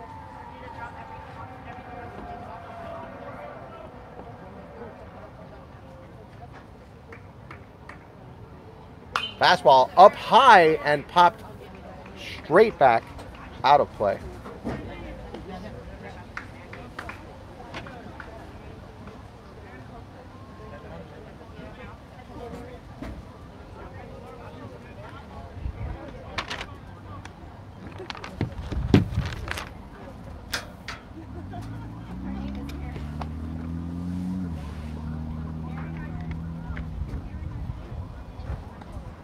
Curveball popped up.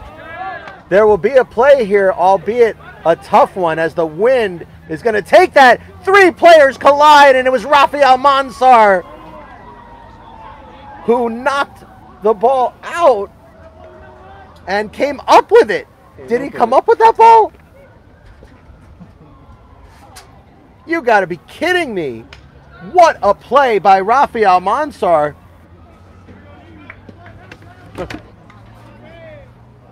That, guys, is one of the hardest plays you'll ever see, as the shortstop had to range all the way back over his head, colliding with Bickle and with Jose Bach. So the 3 of them come together, and somehow Rafael Mansar comes out of that with the baseball. I don't know how he did it.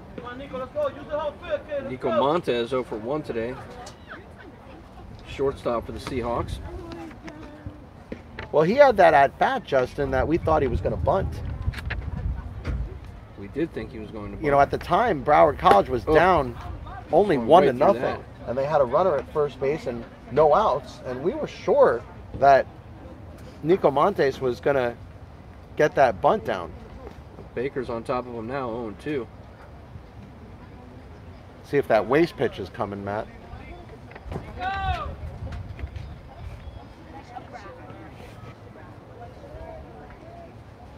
Setting up on the outside. Going back inside. A little too much of a waste pitch there. Crossed up his catcher Martinez a little bit with that one. The Seahawks hitters having a tough time catching up to Baker's fastball all day today. Yeah, and you don't want to speed them up with a curveball either. You don't want to give them any chance of catching up to that ball. The count 1-2 with 1 out here in the 5th inning. Hit on the ground, but right at Sujel Arias, who's going to take it himself, and he gets there about a step and a half in front of Montes. 2 outs in the inning. It'll go 3 unassisted.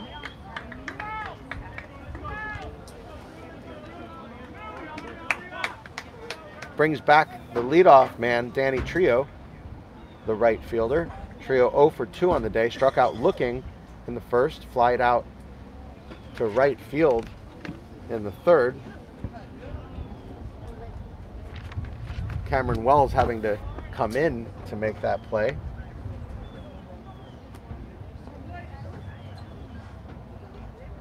Trio with good speed. Look at that off-speed pitch at 80 miles an hour. That thing broke wicked below the ankles. Started out at about the waist there.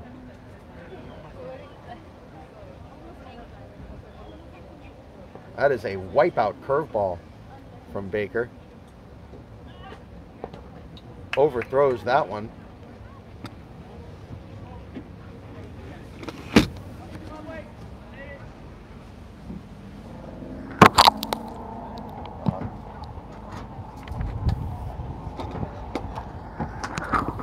Anybody want a drink? Amelia, drink? Drink?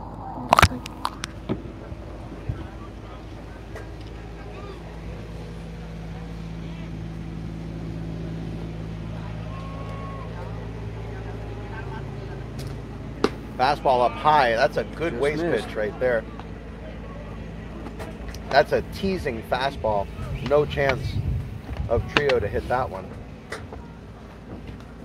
Although you don't usually throw a waist pitch with only 1 strike, but that was one of those play poker pitches. Oh, in the dirt. in that Baker one. finds himself now losing his mechanics, as that is the 3rd pitch in the dirt in the last 5 pitches. We're at 76 total now, so now would be a good time definitely to go ahead and get your relievers ready. Well, I do not see any action in there, Matt. I don't know. I don't know what the plan is right now. There's the fastball. Right down Broadway at 90, in for a strike. Full count now.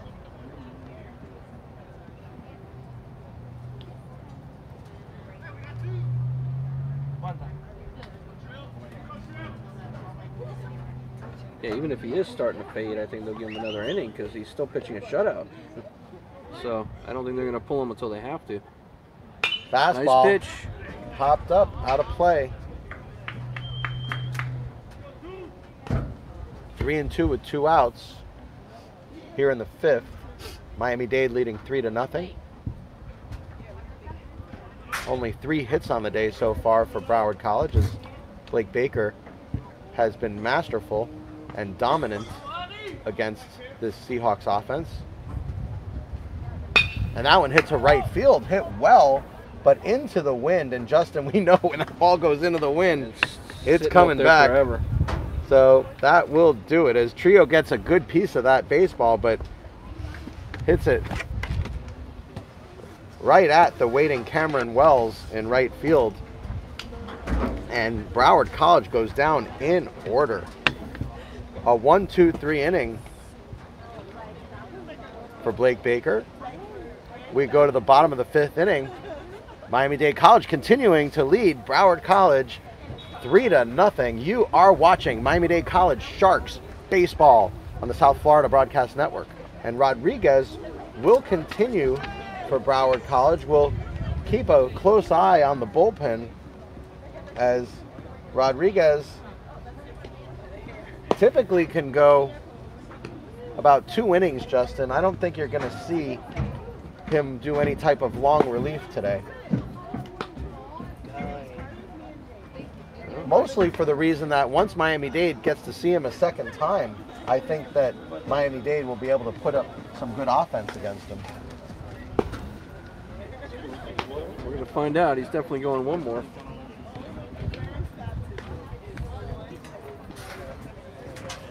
Rodriguez was able to get out of that last inning with ease, so definitely earned himself another inning here. And no movement in the Sharks bullpen.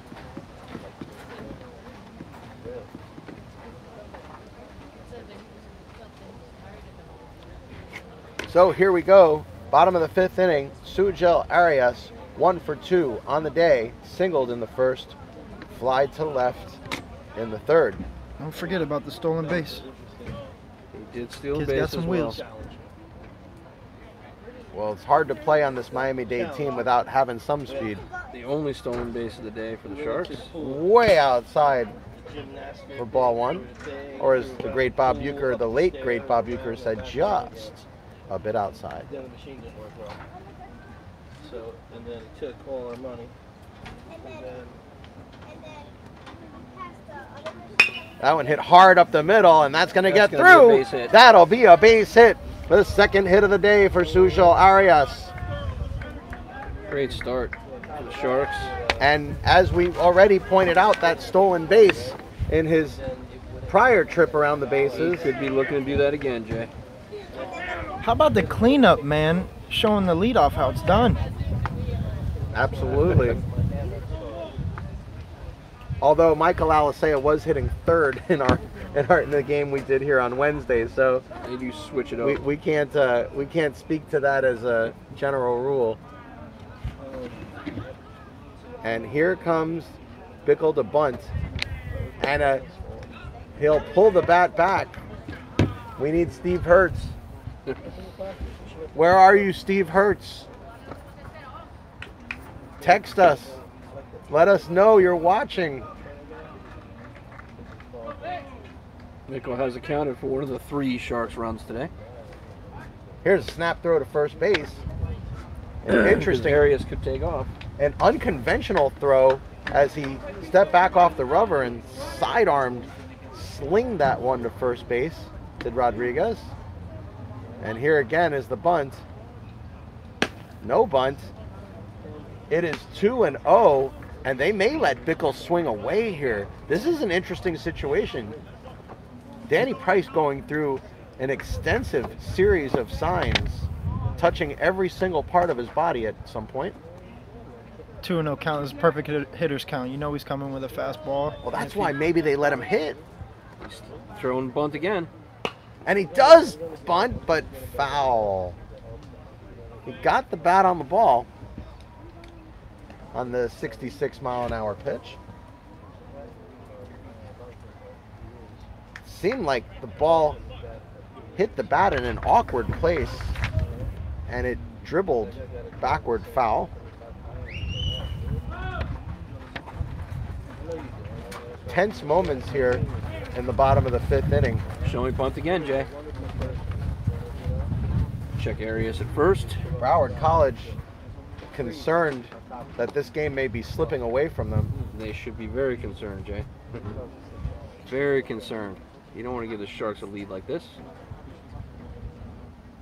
He's showing it, pulls it back. And he pulls it back. But I don't even know if that was a slash or a butcher boy, Justin. I think he was just straight taking. And now with a 3-1 count, Justin, you know what I'm gonna do? If I'm Coach Price, I'm giving a green light. I'm telling swing as hard as you can. Absolutely. No outs, 5th batter in the Showing it lineup. again. And he bunts it foul again. So full count now. He's got to swing away now. Oh, poor Bickle. You know he wanted to get that one down for his team.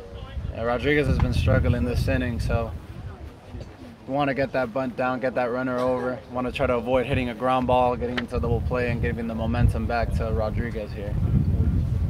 Could see the bunt again here.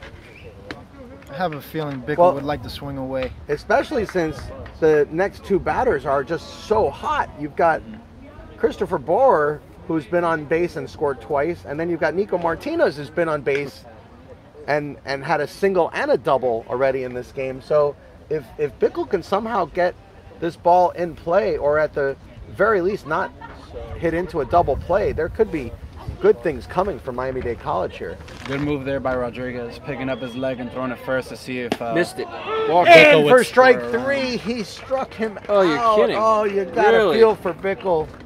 looked a little off wow, the plate. Looked off to me.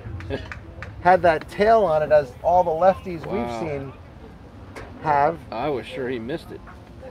But, you know, if you're Jared Bickle, I think you got to protect the plate there. Well, we'll see what Borer can do here in his third at bat. But, you know, more importantly, guys, he only made one out. And gives Borer. There he goes. Runner goes. Popped up. Runner has to go back now. And you can hear me. So Broward does a good job of calling out their fly balls. So Nico Martinez with another chance. He's hot, swinging a hot bat. See if he can keep it up. Well, he's been swinging a very hot bat. Yeah, he would be up for player of the game. Him and Baker would have to battle it out. Nico At least Martinez, so far. of course, in our game here a week and a half ago, hit a home run. Oh, way outside with that one. I don't see anyone warming up, though, for Broward.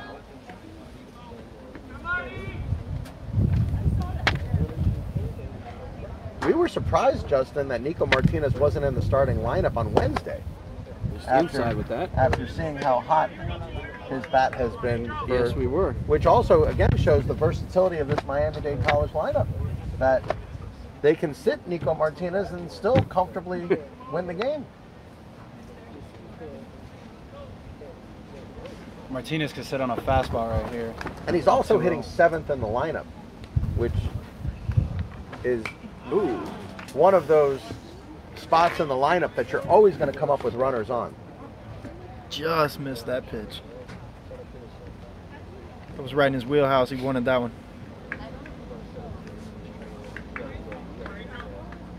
Arias could be in motion here. He's got a huge lead at first base. There's that with same that one. pitch we saw at Bickle. That one called a ball.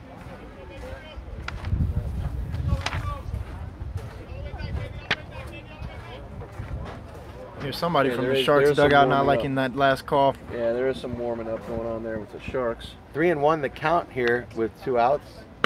And that one hit hard, going back, and it is gonna be gone! It is gone!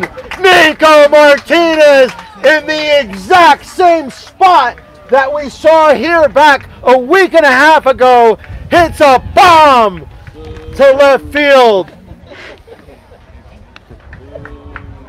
Nico Martinez is on fire. Wow. It is his 3rd hit of the game, and he is now a triple short of the cycle. It is a 2-run home run. Miami-Dade now leads 5-0.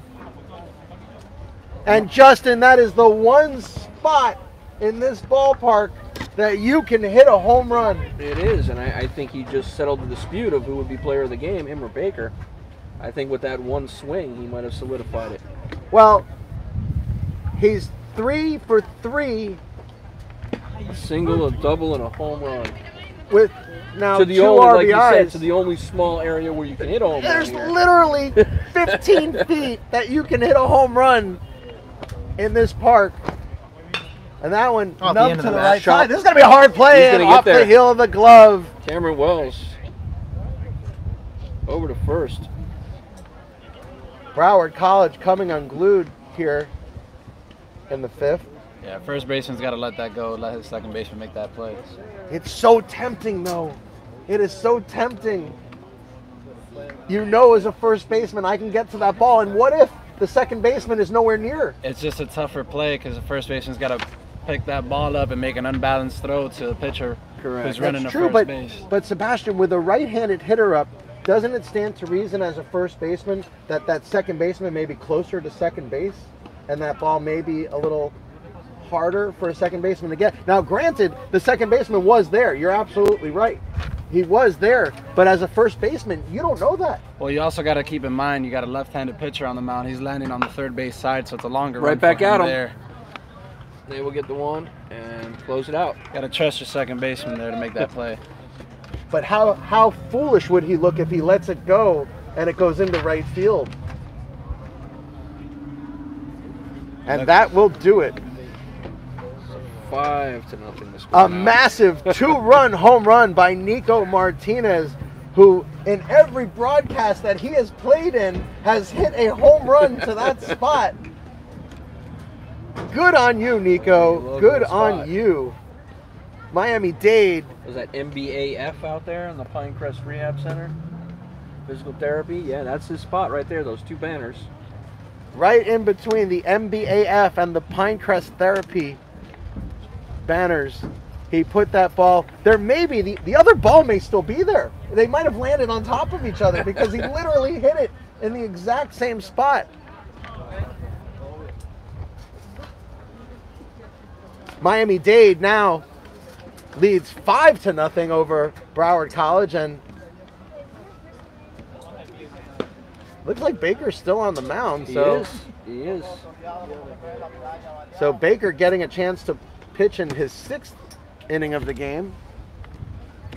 He's still pitching a shutout, so. 79 pitches. He's faced 20 batters, 2 hits, 2 walks, 6 Ks, 4 ground outs, 3 fly outs, 1 pop out, and only, I've got in my book 2 singles, but it's one of those I'm calling reached on air. But it says 3 hits, but I give him 2. His last 2 innings, he's had real low pitch counts, so it's helping him stay in the game. Well, it depends on how you look at it. You know, the error, if it was in fact an error, obviously helps Baker's numbers, but at the same time hurts the fielding percentage of one of our players as and well. Who did they give the error to? The first baseman coming across? Yes. The error from last inning. Yep. Was on Cauley.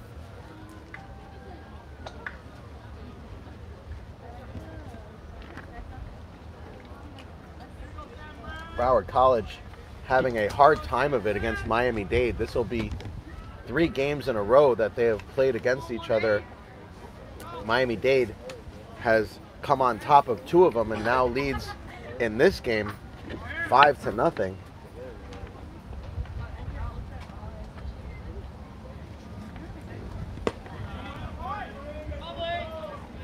So Nicholas Sanmardi at the plate. He struck out in the first and hit a single in the third.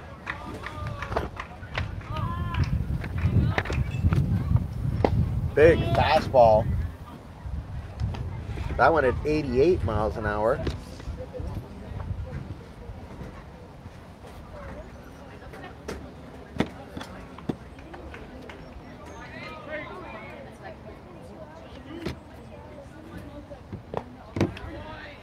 That one low in the dirt.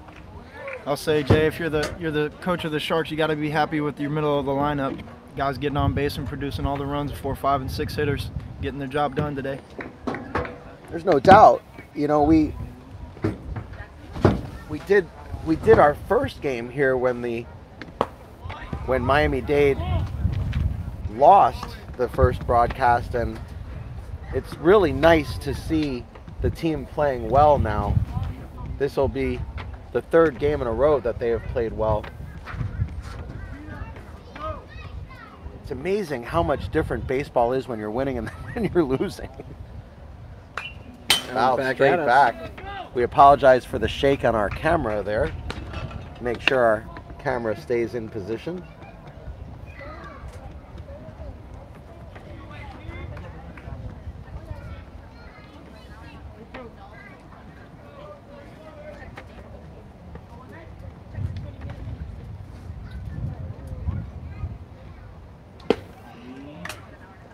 Got him. Jose Sanchez says Nico Martinez the best. And who are we to argue that, as he has shown us in the 2 broadcasts that he has started, he has hit home runs.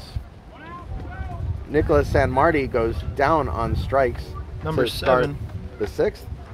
7 strikeouts for Baker. Jack Cauley back at the plate, 0 for 2 on the day.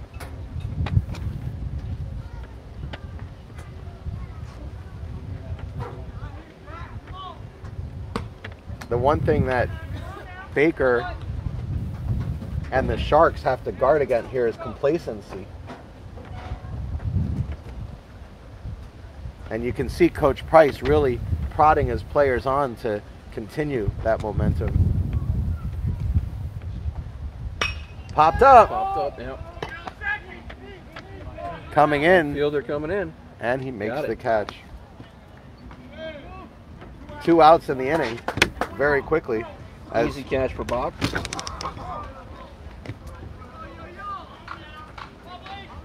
It's going to be Osvani Castaneda, Sebastian's friend. 0 for 2 on the day as well. Yeah, what's up with that, Sebastian? Hey, you know what? He's coming in hitting 354. Just having a tough day at the plate today. Well, Seahawks have multiple players at 0-2 on the day, as they have been shut down by Blake Baker. Fastball on the outside part of the plate. Pretty pitch in for a strike. You can see Castaneda stands almost mostly erect, does not really have much flex and just stands straight up. Osvani has a very quiet swing, but Very quiet. he has a lot of power. A lot of power. Holds his arms away from his body and then gets into a crouch. So it's a late crouch from Castaneda.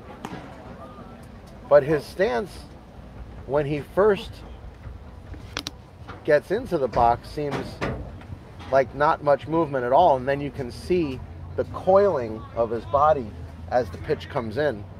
Keep a close eye on that, folks. Watch on your screen the coil of Castaneda as the pitch comes in. There it is right there. Ooh, good breaking ball. Got him. Swing and a miss. Wow. He struck him out, and that will do it. 2 strikeouts in the inning for Blake Baker, and he's having an easy time of it. Puts up his 6th 0 of the game. Miami-Dade College leading Broward College 5-0.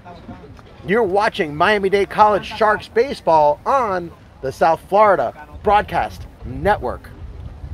And we have a full announcers booth here today as myself, Jay Hayback, with my regular partner, Justin Bresner. We are of course missing the 3rd typical member, which would be Steve Hertz, in our broadcast booth today, who is on vacation and will be back for our next game.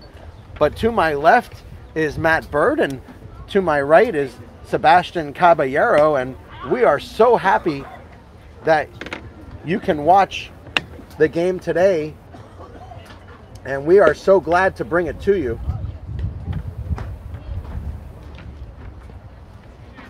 Baker just matched his best inning yet on that one with only 11 total in the inning, just like back in the 4th. Every inning that Baker eats up is an inning that the bullpen does not have to be used. And I'm sure Kevin Long has a big smile on his face right now, knowing that there's maybe even an opportunity to bring Baker out for a 7th inning, Justin? We're at 90, so, I mean, if he can keep it under 11, I don't see why not. Why don't they see if he can finish it out? They still aren't warming anybody up in the bullpen, so we'll see. Well, I don't know about finishing it out. There have been no complete games from this Miami-Dade team this season, so I don't think you'll see a 9-inning shutout from Baker today. But no, not going to go 9, but he could very well go 1, or maybe he goes 2/3 of 1. I think Ribalta will be the closer today. What do you think, Justin? Could very The well be flamethrower Ribalta. This will be the 3rd inning of work for Rodriguez for Broward College.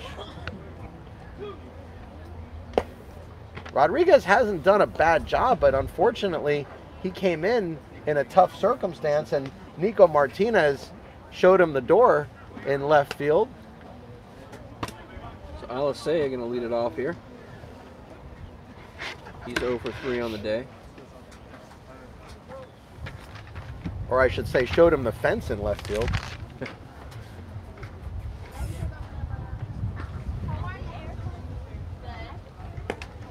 That pitch at 68 miles an hour, again, way off the plate to start the inning. Alisea, of course, the leadoff hitter today, an excellent leadoff hitter today, 0 for 3, but one of the top hitters on Miami-Dade College.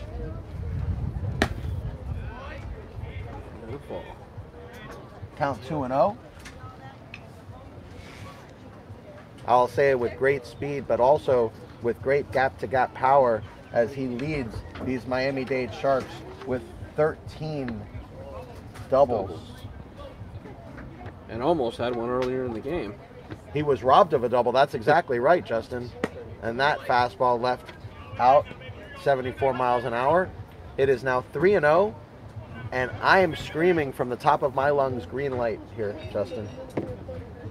You got a 5-0 lead, one of your best hitters at the plate with a chance to have a free swing with no consequence. Oh, outside, ball 4. And I can guarantee you guys the running game won't stop just because they're up 5-0. Oh no, why would it? It would have to be, I think, guys, you know, at least a 9 or 10 run deficit for Broward College before Miami-Dade will stop the running game. Absolutely. They're just going to keep saying we need one more insurance run. We need one more insurance run. Well, you want to win every inning, if, you know. Try to at least put one up. You don't want to put a goose egg up. 5 straight balls. Rodriguez looks like he's laboring a little bit to me, guys. It looks like he's slinging the ball and not really following his mechanics. You got 13 balls and 8 strikes so far.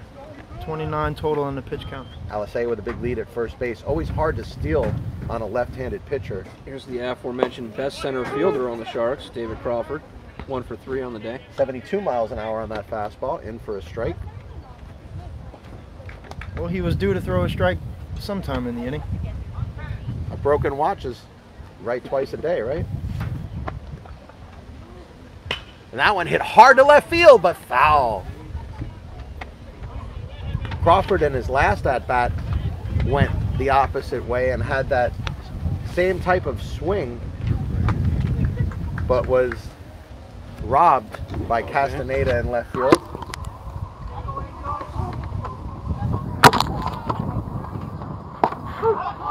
And for strike 3, he struck him out.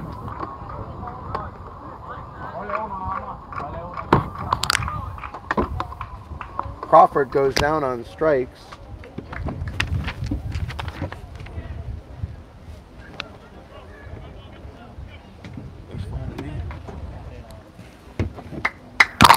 Well, blurry to you? Someone said it looks blurry. I don't think it looks blurry.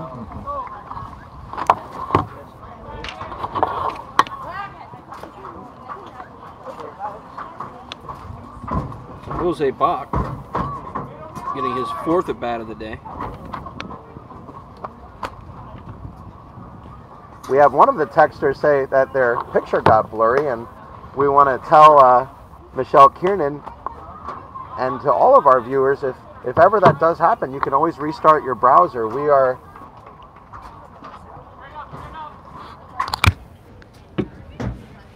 Michelle Kiernan says on the text line that her screen is blurry. We want to remind Michelle, and that one hit hard to left field, going back, and he makes the catch. Castaneda ranging again with that center fielder-like presence there. Nice power shown by Bach on that one. Bach hitting right-handed, of course, instead of hitting left-handed as he had done in his first 2 at-bats. But we want to remind Michelle Kiernan and everybody out there that if ever you are having any difficulties with your browser, you can always reset your browser. We have the game on 3 different TVs here at the ballpark, and we can see clearly on our screens. So we would suggest that you restart your browser, and we hope that that works for you. First baseman looking to stay hot here. 2 for 3 today with a stolen base. Nice fastball in the inside corner for a strike. And still the only stolen base for the Sharks coming in the first inning by Arias. Arias 2 for 3. 2 singles on the day. And hits that one hard to center field. But that will stay in the park. Ranging and catching it easily is Nicholas Sanmarti. And that will do it. Couple of long outs for the Sharks there. The Sharks will strand 1 runner. We go to the top half of the 7th inning. Miami-Dade continuing to lead Broward 5-0. You are watching Miami-Dade College Sharks baseball on the South Florida Broadcast Network.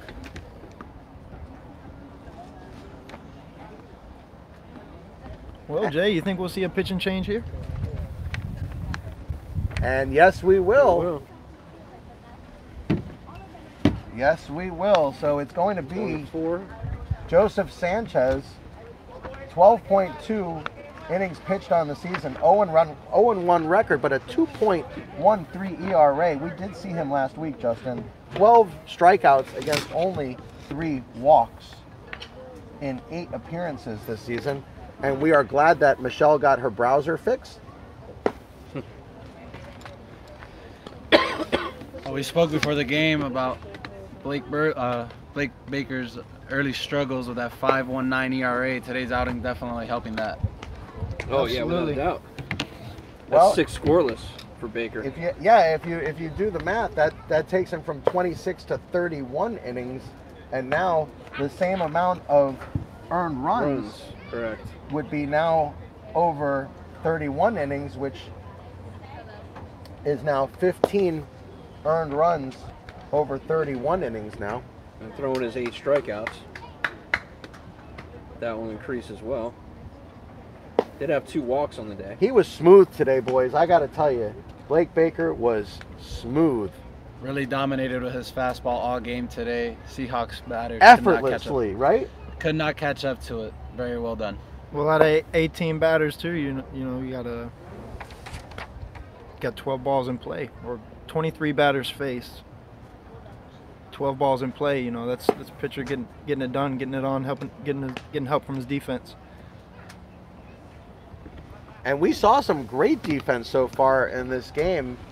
We have seen excellent defense from Jared Bickle at third base. And essentially everybody getting into the act, as Miami-Dade has had no errors today according to the scoreboard. I know there's one in your book, Matt, but according to my book and according to the scoreboard, there are no errors. It has been a good defensive day for the Miami-Dade Sharks. And we start the top of the 7th inning with Andrew Fernandez, 0 for 1 on the day, struck out in the 4th, walked in the 2nd, was thrown out going to third base, was picked off at second. Popped up, and that's an easy way to get outs on this field, guys. Rafael Mansar glides back and makes the catch for the first out of the inning. Well, that's definitely how you want to start on the mound. You know, it's amazing, guys, when the momentum is going your way, it's so incredible to watch how much different the game of baseball is. There's Jesse De La Cruz. He's reached twice, once on a single and once on a walk. Left stranded twice. Yes, he was stranded twice. He never made it past first.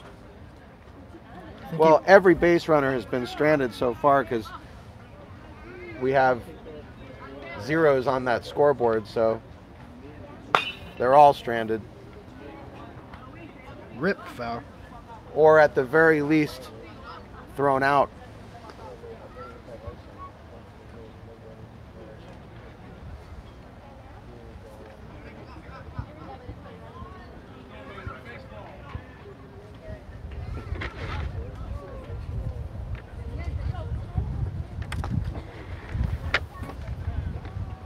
Popped up.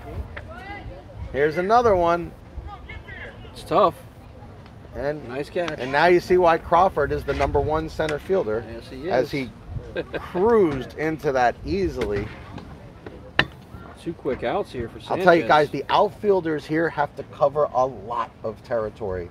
And with all these pop-ups that you see at Miami-Dade College, it is so critical to have outfielders that can cover that ground.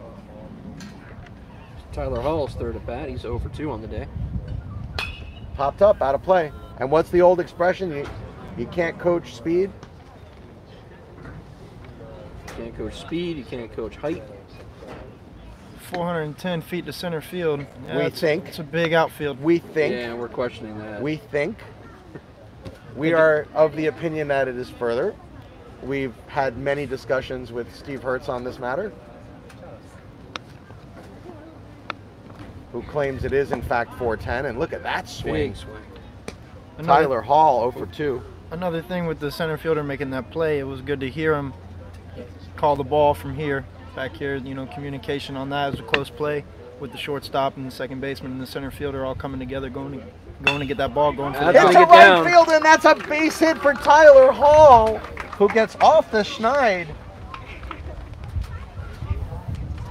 Two-out single for Hall. Tyler Hall was having the same experience that Jared Bickle was having, hitting only 100 this season. So, although we are homers for Miami-Dade College, we are happy for Tyler Hall getting a hit, especially in a 5-0 game. It's easier to be happy for the other team. Right.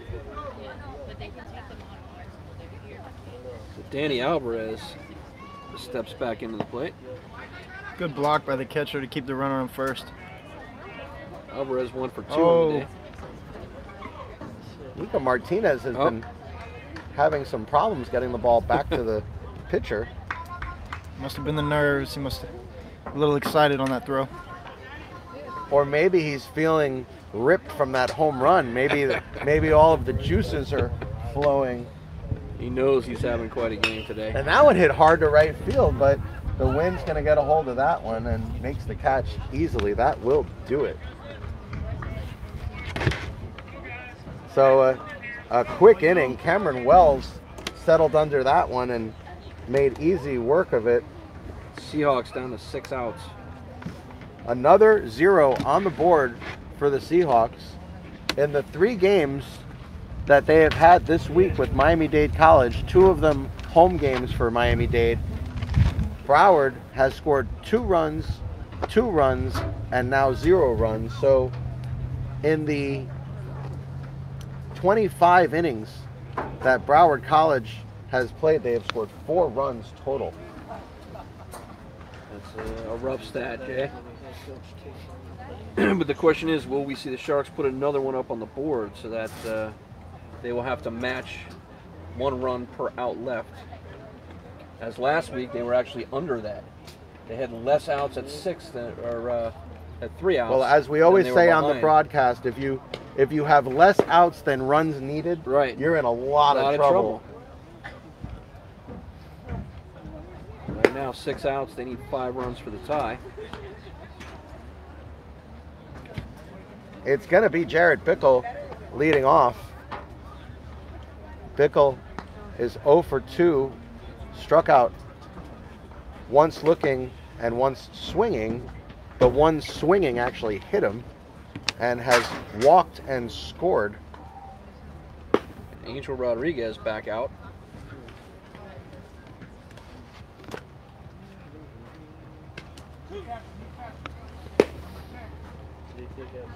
So the catcher has been replaced for Broward College By number 10, Tom Diaz.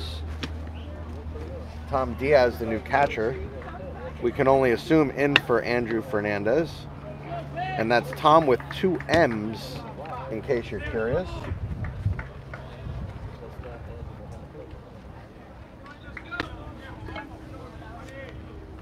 See if Bickle can get his offense going here. Has had a great defensive game.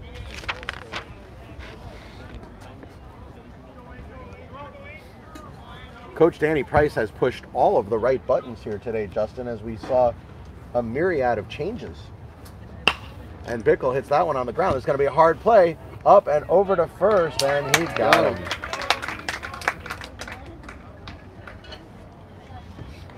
Well played by Nico Martinez at short. Yeah, Montes charged that ball, Justin. If he doesn't charge that ball, Bickle's safe at first. You gotta get rid of that ball. It's too long in the transfer. One more step. You know, Bickle hustling down the line. He almost made it.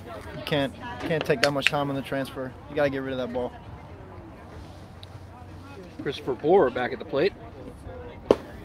Had a single and was hit by a pitch.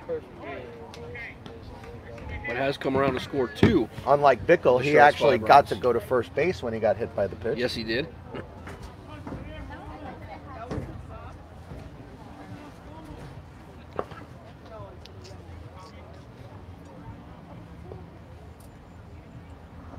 Bickle had the bit of double bad news, getting hit by the pitch and striking out in the same breath.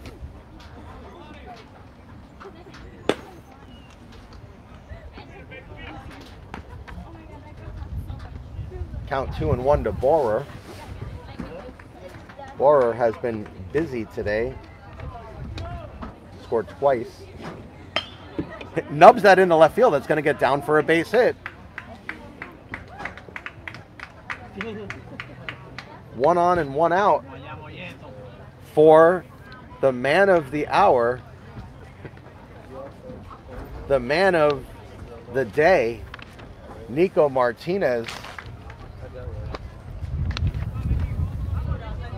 Triple. That's a small window for him to hit, and I'd be Triple. Well, walking you him. can hear the crowd asking for a triple because a Then he would hit the triple cycle. would give Nico the cycle. I think we're going to call I that. wouldn't pitch to him. I think we're going to call that little space between those The Nico billboards. zone? Yeah, I think we're going to call it Nico Land. Nico Lamb? All right. Yeah, I think that little space between Pinecrest Therapy and like the a foot, Jay. and the That's like a Khalil foot. Architects. I think we're going to put a little banner in there. Ooh.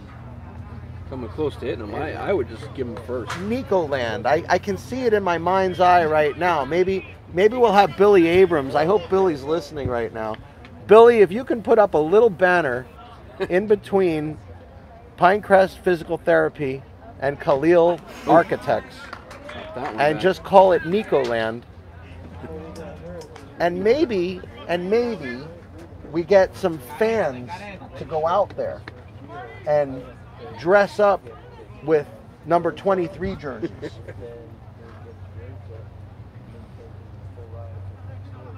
Oh. Way outside. Count 3-1 now. And of course, the fans would obviously have to have shin guards on. Yes. A little surprised with Rodriguez pitching him inside, knowing the last time at the plate he took him yard to the left field fence. And he swung hard at that one and Full nubbed count it now. foul. So I think Sebastian, with a full count and 1 out, you might start the runner here. Up 5-0 Got nothing to here in the lose. late innings. I think they're gonna let Nico hit. And he does hit, and he delivers a shot into left field for a base hit. Unfortunately, not a triple. But still possibly one more at bat for Nico Martinez, who is now 4 for 4. A single in the second, a double in the third with 2 RBIs, a home run in the fifth with 2 more RBIs, and now a single in the seventh. Nico Martinez has accounted for 4 of the 5 Miami-Dade runs today. Cameron Wells reached on an error in the 5th.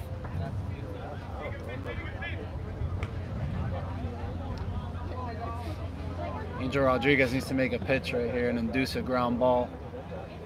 Get out of the inning.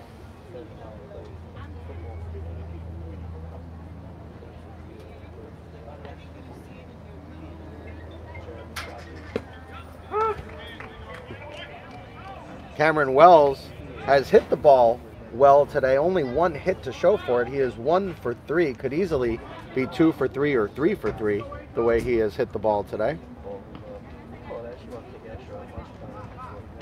And pops that one up a mile high in the air. Settling under the can of corn is Nicholas Sanmarti.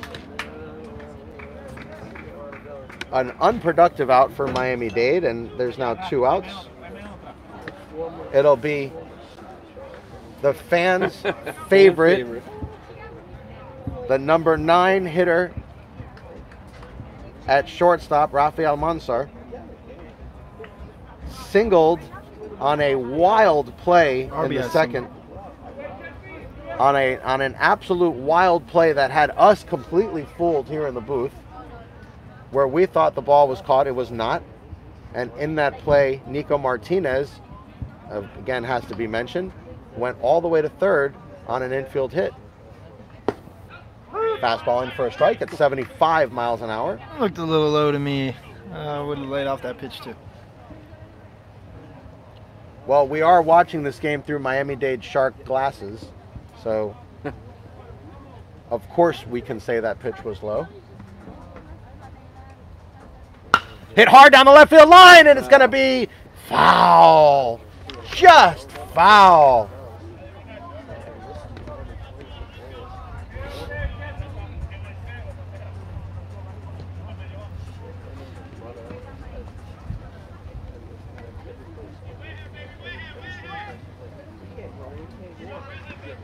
Lemons are now behind the count, 0-2. 2 outs and 2 on. That was left outside. Does not bite at that one. 1-2 with 2 outs. 2 runners on. Miami-Dade continuing to lead 5-0. It has been all Miami-Dade. It has been all Nico Martinez, who is a triple short of the cycle today. Martinez is 4 for 4 on the day. A single, a double, a home run, and another single. And Ralphie pops this one up. This should be an easy Playable? play. It is. And it is, and that will do it. Jack Cawley makes the easy catch and sends Miami-Dade back to the field with no runs in the inning. We go to the top of the 8th inning. Broward College down to their final 6 outs, trailing by 5 runs. It is Miami-Dade College 5, Broward College 0. You are watching Miami-Dade College Sharks baseball on the South Florida Broadcast Network.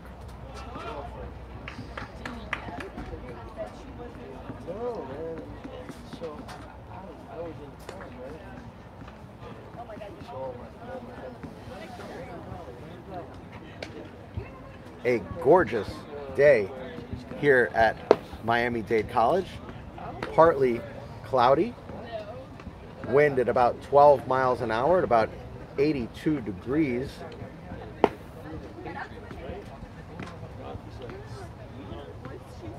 It has been all Miami-Dade today, as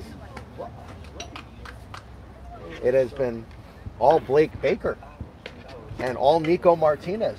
I think you could just put the 2 of them out there, and Miami-Dade wins this game today. You don't need any fielders. You don't need any other batters. I think you put out Blake Baker. Well, we should try it. Put out Blake Baker, Nico Martinez, and just let Nico Martinez just hit the entire game. Okay, but if no one's in the field, then every single is a home run, effectively. Well, unless Baker can somehow, Unless Baker trots out the center run field to after grab it. Yeah. I mean, a lot of those were like little nubbers into the infield, so Baker may be able to get that. I think we should try it. 9-on-2. Well, for your information, they would now be leading 5-4 if there were no fielders. There you go. 5-4.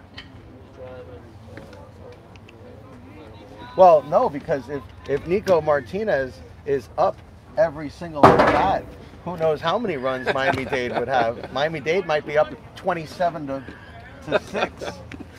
I don't know, Jay. We've gone over that gap. Is pretty small out there where he can crank it out.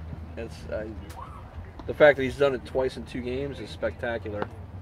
I'm not sure he can do it over and over and over again, though. I stand by my story. Well, we will find out because we'll be I here stand for by my more story. games. You're not going to be able to talk me out of this one. Okay.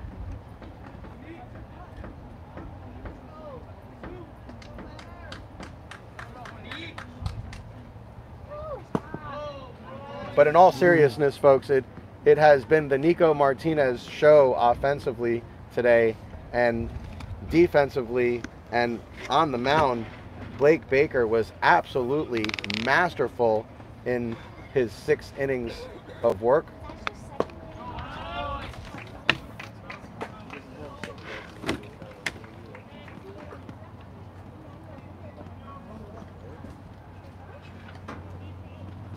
It's just, you know, Broward could not catch up to the fastball. That was the bottom line, that 90 to 92 mile an hour fastball. That one hit hard, but right at Sujal Arias, who's going to race to the bag and beat him there. He beat Nico Martinez by a step. Sujal Arias with a nice play behind the bag.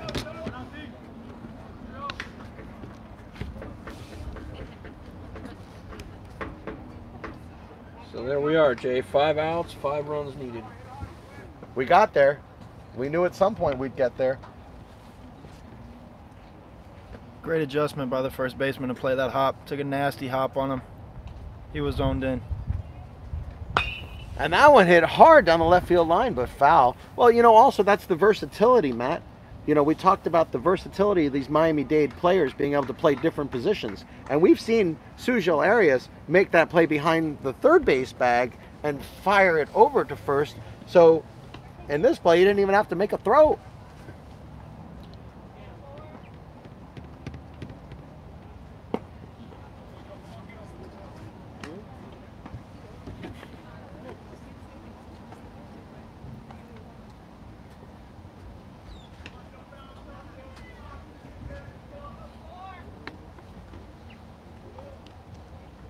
That one hit on the ground right at Bickle. Bickle's had a big day over at third base. Fires a one-hopper, but he is safe at first.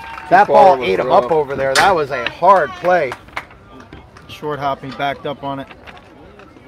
Lost that step that he needed. We're going to check the official scorer here. I'd have to give him a hit for that, Jay. He legged that out. If he comes forward on that ball instead of playing that ball back, he gets that step that he needed to get that runner at first. It goes as a hit. That's a hit. So the official scorer agrees with you, Matt, and it goes as a hit. Hit hard on the ground, right at Bickle, to second for one, and back to first! And that's how you make a nice double play! Look at Arias scoop that out. It'll go 5 to 4 to 3. And just as quickly as they went out to the field, they will come back in to hit. Broward down to their final 3 outs, Jay. Broward College goes down 1-2-3, albeit unconventionally, and Miami-Dade College will come up to what we hope is their final at-bat of the game. I would throw my money that way, Jay. Only a dumpster fire would get Miami-Dade back to bat after this inning. Right. I think this will be their last ups for the Sharks here. And still Rodriguez comes out for his 5th inning of work. So impressive work today for Rodriguez.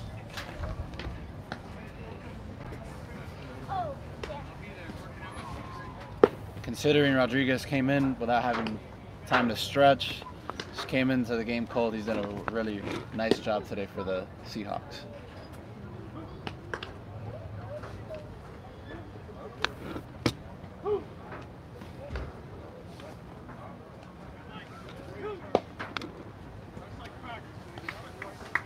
Well, you know, Sebastian, I think Rodriguez probably knew he was going to pitch today. I'm guessing because we saw him pitch here on Wednesday, and he seems to be one of their go-to middle relief arms. So I'm sure when they called him out, he wasn't shocked. But you're right. You know, sometimes that warm-up period can mean everything. Fastball in for a strike. That angle is such a hard angle to get what Rodriguez gets on that fastball. Michael Alisea, his 5th at-bat of the game, 0 for 3 with a walk, has put the ball in the air in his other 3 at-bats, flied out to right in the first, popped up to the first baseman in the second, and flied out to left in the 4th, reached on a base on balls in the 6th. So everything in the air today. And that has been actually true for a lot of these Miami-Dade hitters today, as a lot of the outs have been fly ball outs.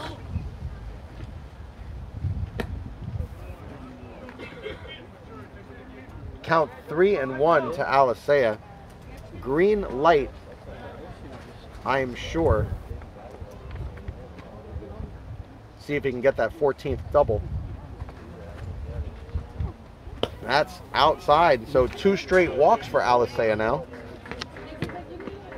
And a leadoff walk again. That's 2 times in a row.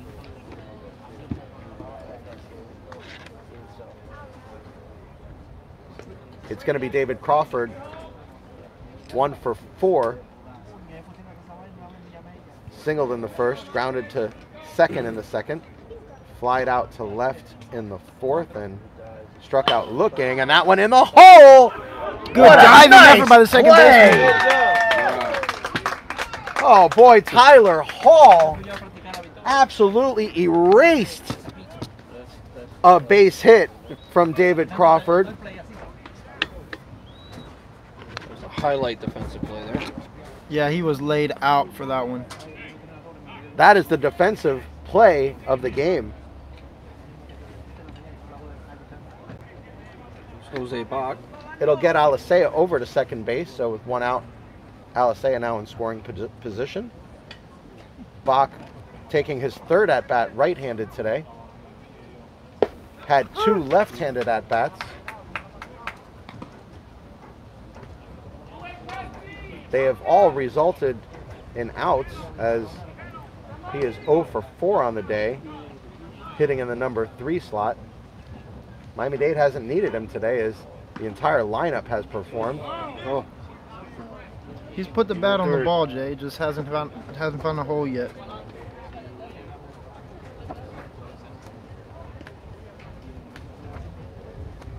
Well, if you look at the production at the lower middle of this lineup, they really haven't needed that number 3 hole. Usually your 3 hole is 0 for 4. You're having a hard day. Here's the play at third base. He's going to be out at third. I would say a caught stealing.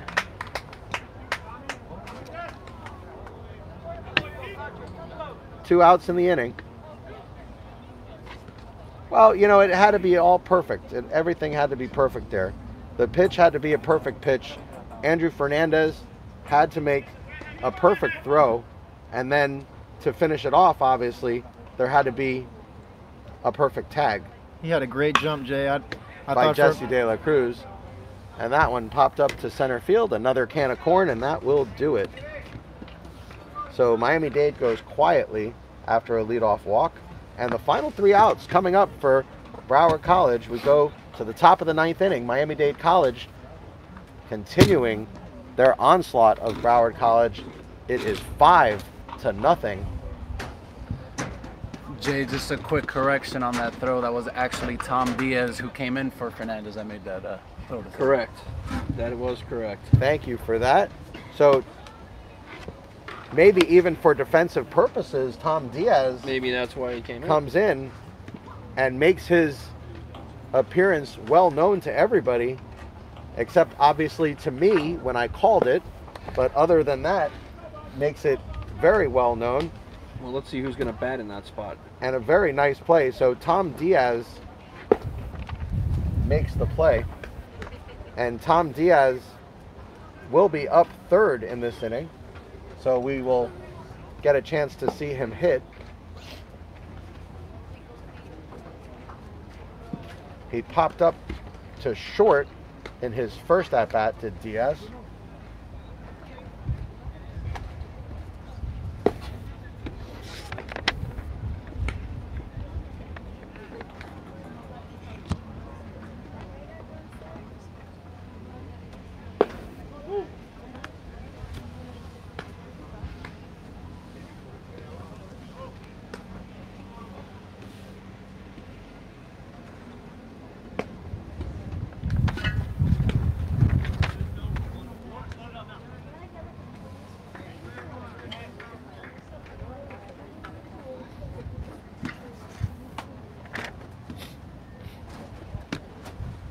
It's going to be Jack Cawley to lead off here.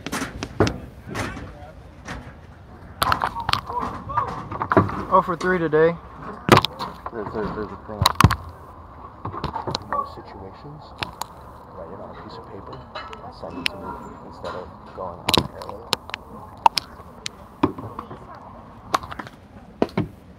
it. First one in for a strike, so they're not bringing in Ribalta, Justin. We thought we'd see Ribalta close this one out, but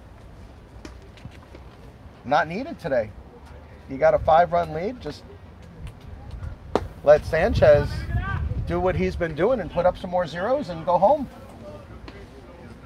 Well, we'll see if he's got this last inning in him here.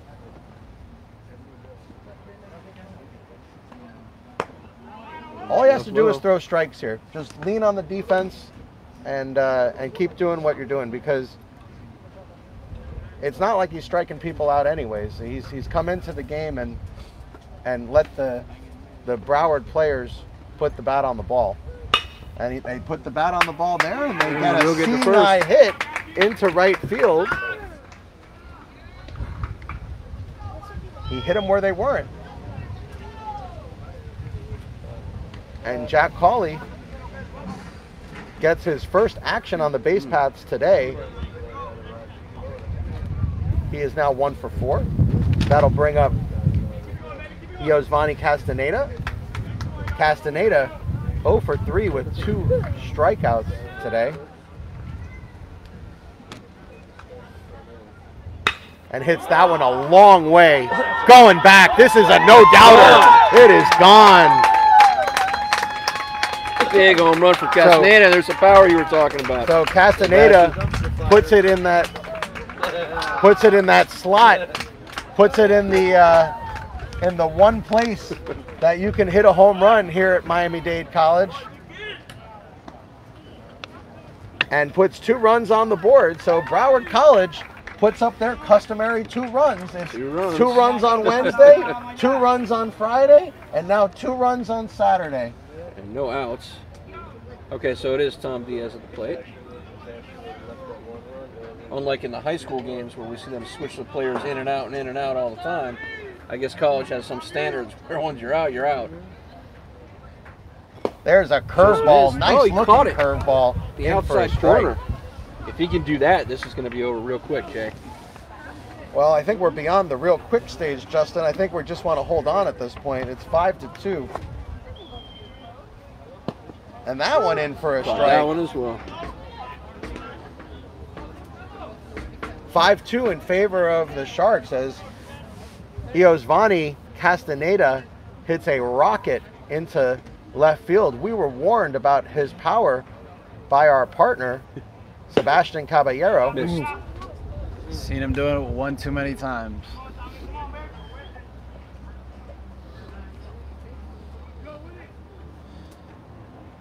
He did show some serious power there.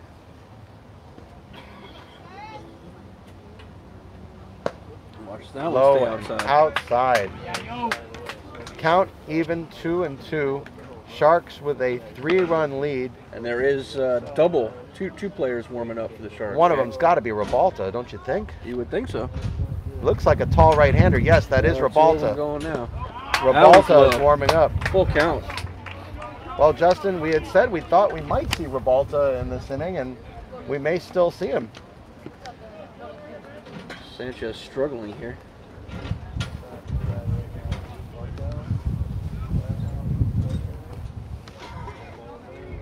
Big pitch for Sanchez, Jay.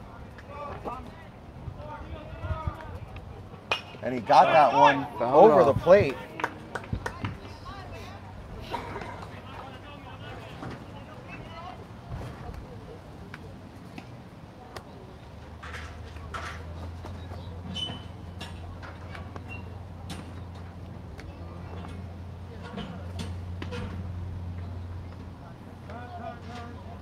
Took a little too long, and Diaz makes him wait longer.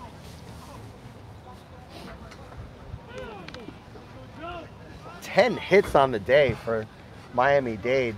7 hits now for the Seahawks. But more importantly, Oop, that is a walk, ball 4. More importantly, the Sharks leading on the scoreboard 5-2. I think this has to be it, doesn't it? I don't see any movement from the Miami-Dade bench. I see absolutely nothing. I see both pitchers warming up and no coaches moving anywhere. Well, wait a minute. No outs. A little stirring. A little stirring. Fouled straight back at our broadcast position.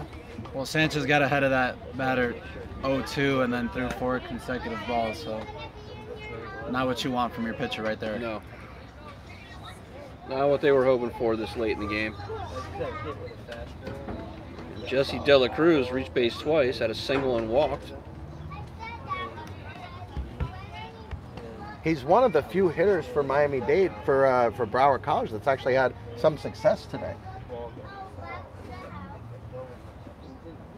Especially against Baker. To have a Yes, 1-for-1 with a walk against Baker, considering what the rest of his team did. One of only 2 players for pretty the impressive. Seahawks to reach base twice. Pretty impressive against Baker.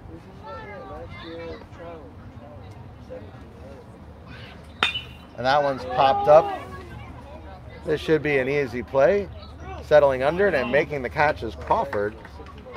First out of the inning.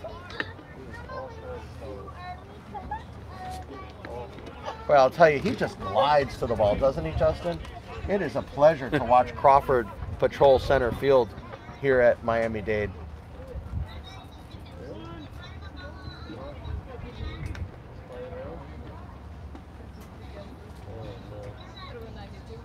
It's going to be Tyler Hall, who had a base hit in his last at-bat. 1 for 3. Into the bullpen. 1 for 3 on the day is Hall. Has not been cheated of his hacks up there, and also made the play of the game defensively. That ball was wedged underneath the fence for the bullpen there. That one hit That's hard a to center crack. field, and that's going to get down for a base hit. Tyler Hall starting to get it together. I think he's figured it out, Justin. Coming into today, just to let everybody know, Tyler Hall coming into today was hitting an even 100. He had 2 hits in 20 at-bats, and today has equaled his output for the entire season. He has his last 2 at-bats. He has as many hits as he had in 20 at-bats. He's now batting 500 on the day. Sure see a boost in the average after today. Oh, yeah. 2 for So, 4 on the day. Guys, I don't want to be the bearer of bad news, but the tying run is at the plate. And Justin, we saw this. Danny Alvarez.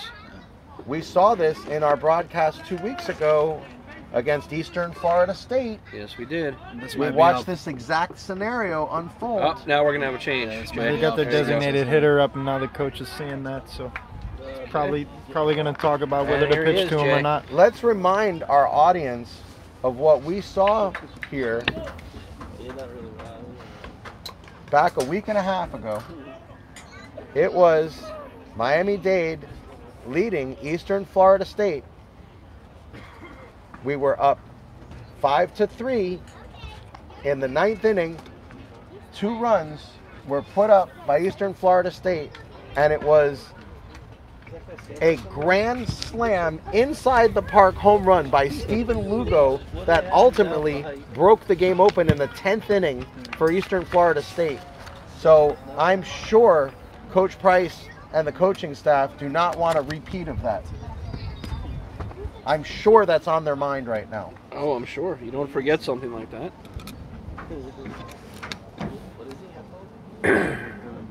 So it looks like it'll be Ribalta that will come in. The tall right-hander out of Miami Christian. Is he wearing stilts? He's not wearing stilts. It's a good question. He is just a big He guy. is 6'7", so There you go. they are Big natural guy. stilts. with bone and blood and everything that me and you have. It's just a lot more of it.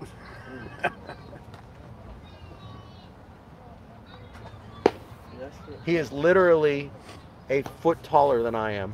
Makes me feel like a very small man.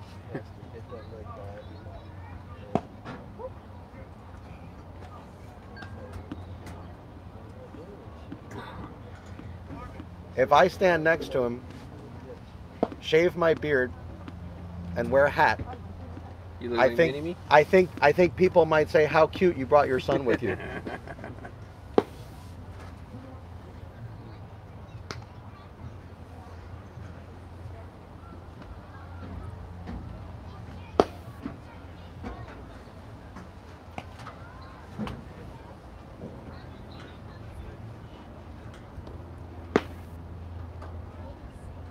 And he is all of 6'7", but you know, at this age, guys, you still might be growing. I mean, that's really the thing of it, is he might end up at 6'8" or 6'9" before all is said and done. Only a sophomore. I mean, you know, how do you know? How do you know when you're done growing?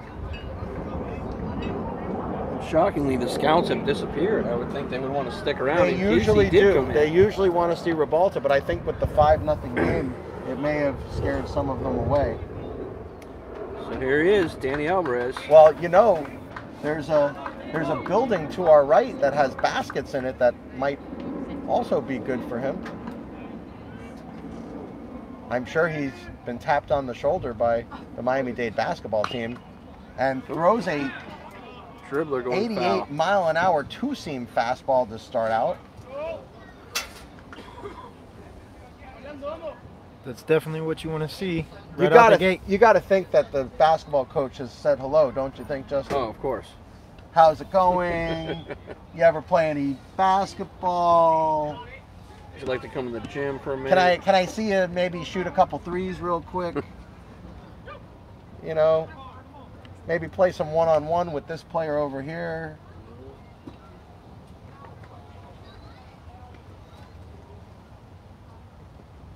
Fastball way up high at 91 miles an hour.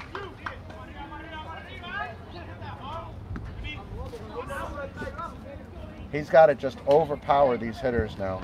It's time for Ribalta to shut the door. There is one out, a 1-1 count. 2 runs have already scored in this inning for Broward College. There's the fastball, and he hits that foul.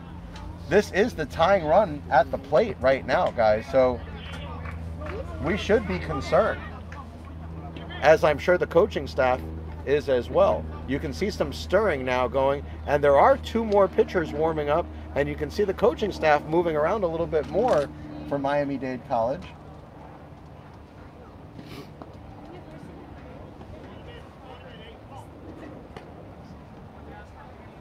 Colin Kiernan and Christian. Oh no, Joseph Sanchez warming up.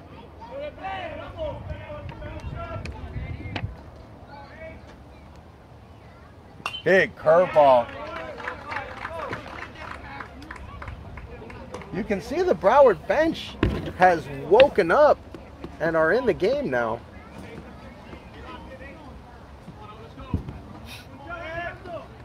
Nothing like a 2-run home run to wake your team up, huh? For sure.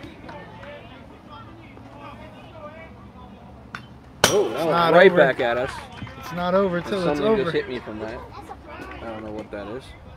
Candy Long says, can't let them in, can't let them in. We agree, Candy. Gotta finish, she says.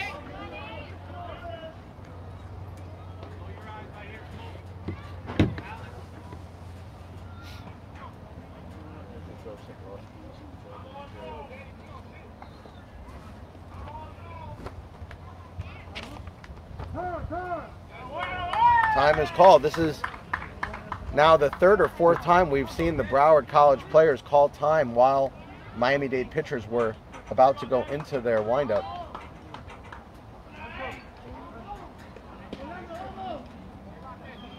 They got to try to find a way to take some control. Got to get that rhythm. Got to get them out of that rhythm. Big leads at first and second base. Fastball in for strike 3. He struck him out. A huge strikeout from Ribalta. And what a time to pull that pitch out. A fastball 90 plus at the knees.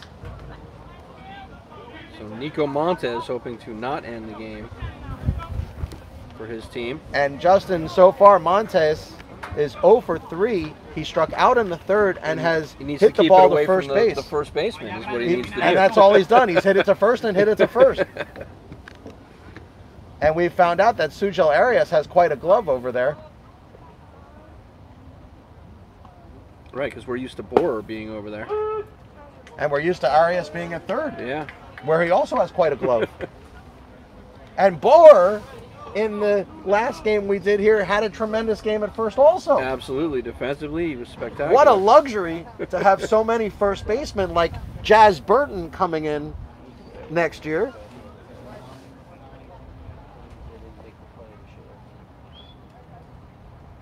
There's the fastball, popped up and out of play. So now Broward College down to their final strike. Ribalta will look to put Montes away and end this game. Miami-Dade College leading 5-2, tying run at the plate here in the top of the 9th inning. Does he finish him with the heater or does he go breaking ball? Absolutely. Got to throw the heat. When you're throwing 90, Gotta throw the heat. Throw that fastball. And throw it at his eyes. Above the letters. I hope you can hear me, Nico. We are about 20 feet from Nico. And he threw the curveball, crossing all of us up. Possibly including Nico. Nico behind the plate, because it looked like he didn't receive that one very well. What a sharp breaking curveball Ribalta has. The count now 1-2. Tension fills the air here at Miami-Dade College. There's the fastball, and it's popped up out of play. This game became a lot closer because of that home run by Iosvani Castaneda. But again, still left them at their 2 mark that they usually reach anyway. This is a big pitch right here. Broward College has scored exactly two runs in each of the last 3 games versus Miami-Dade College. Fastball hit hard. Let him do it. That should Up do in the it. air, and Crawford gets under it, and the game is over. Miami-Dade College finishes off Broward College. The final score, 5-2. It was an impressive performance by Miami-Dade College. It was the first star of the game, obviously, is going to be Nico Martinez. Nico Martinez was a triple short of the cycle. 4 for 4. Single, double, home run, and another single for good measure. It was Blake Baker who put in yeoman's work on the mound today and absolutely shut down this offense of Broward College. A very impressive performance offensively, defensively, and on the mound for Miami-Dade College. It has been our pleasure to bring you today's game today. We want to thank everybody for watching today, especially those of you that participated on our text line on YouTube, such as Candy Long. And of course, we can't forget the entire Price family. We want to thank everybody for tuning in today.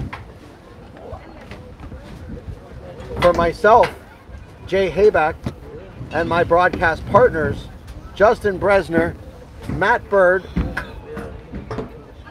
and Sebastian Caballero, the final score for the final time,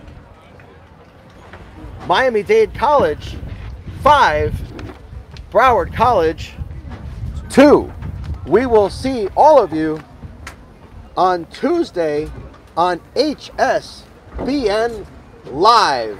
And we will be back here next week for 2 games as well on the South Florida Broadcast Network.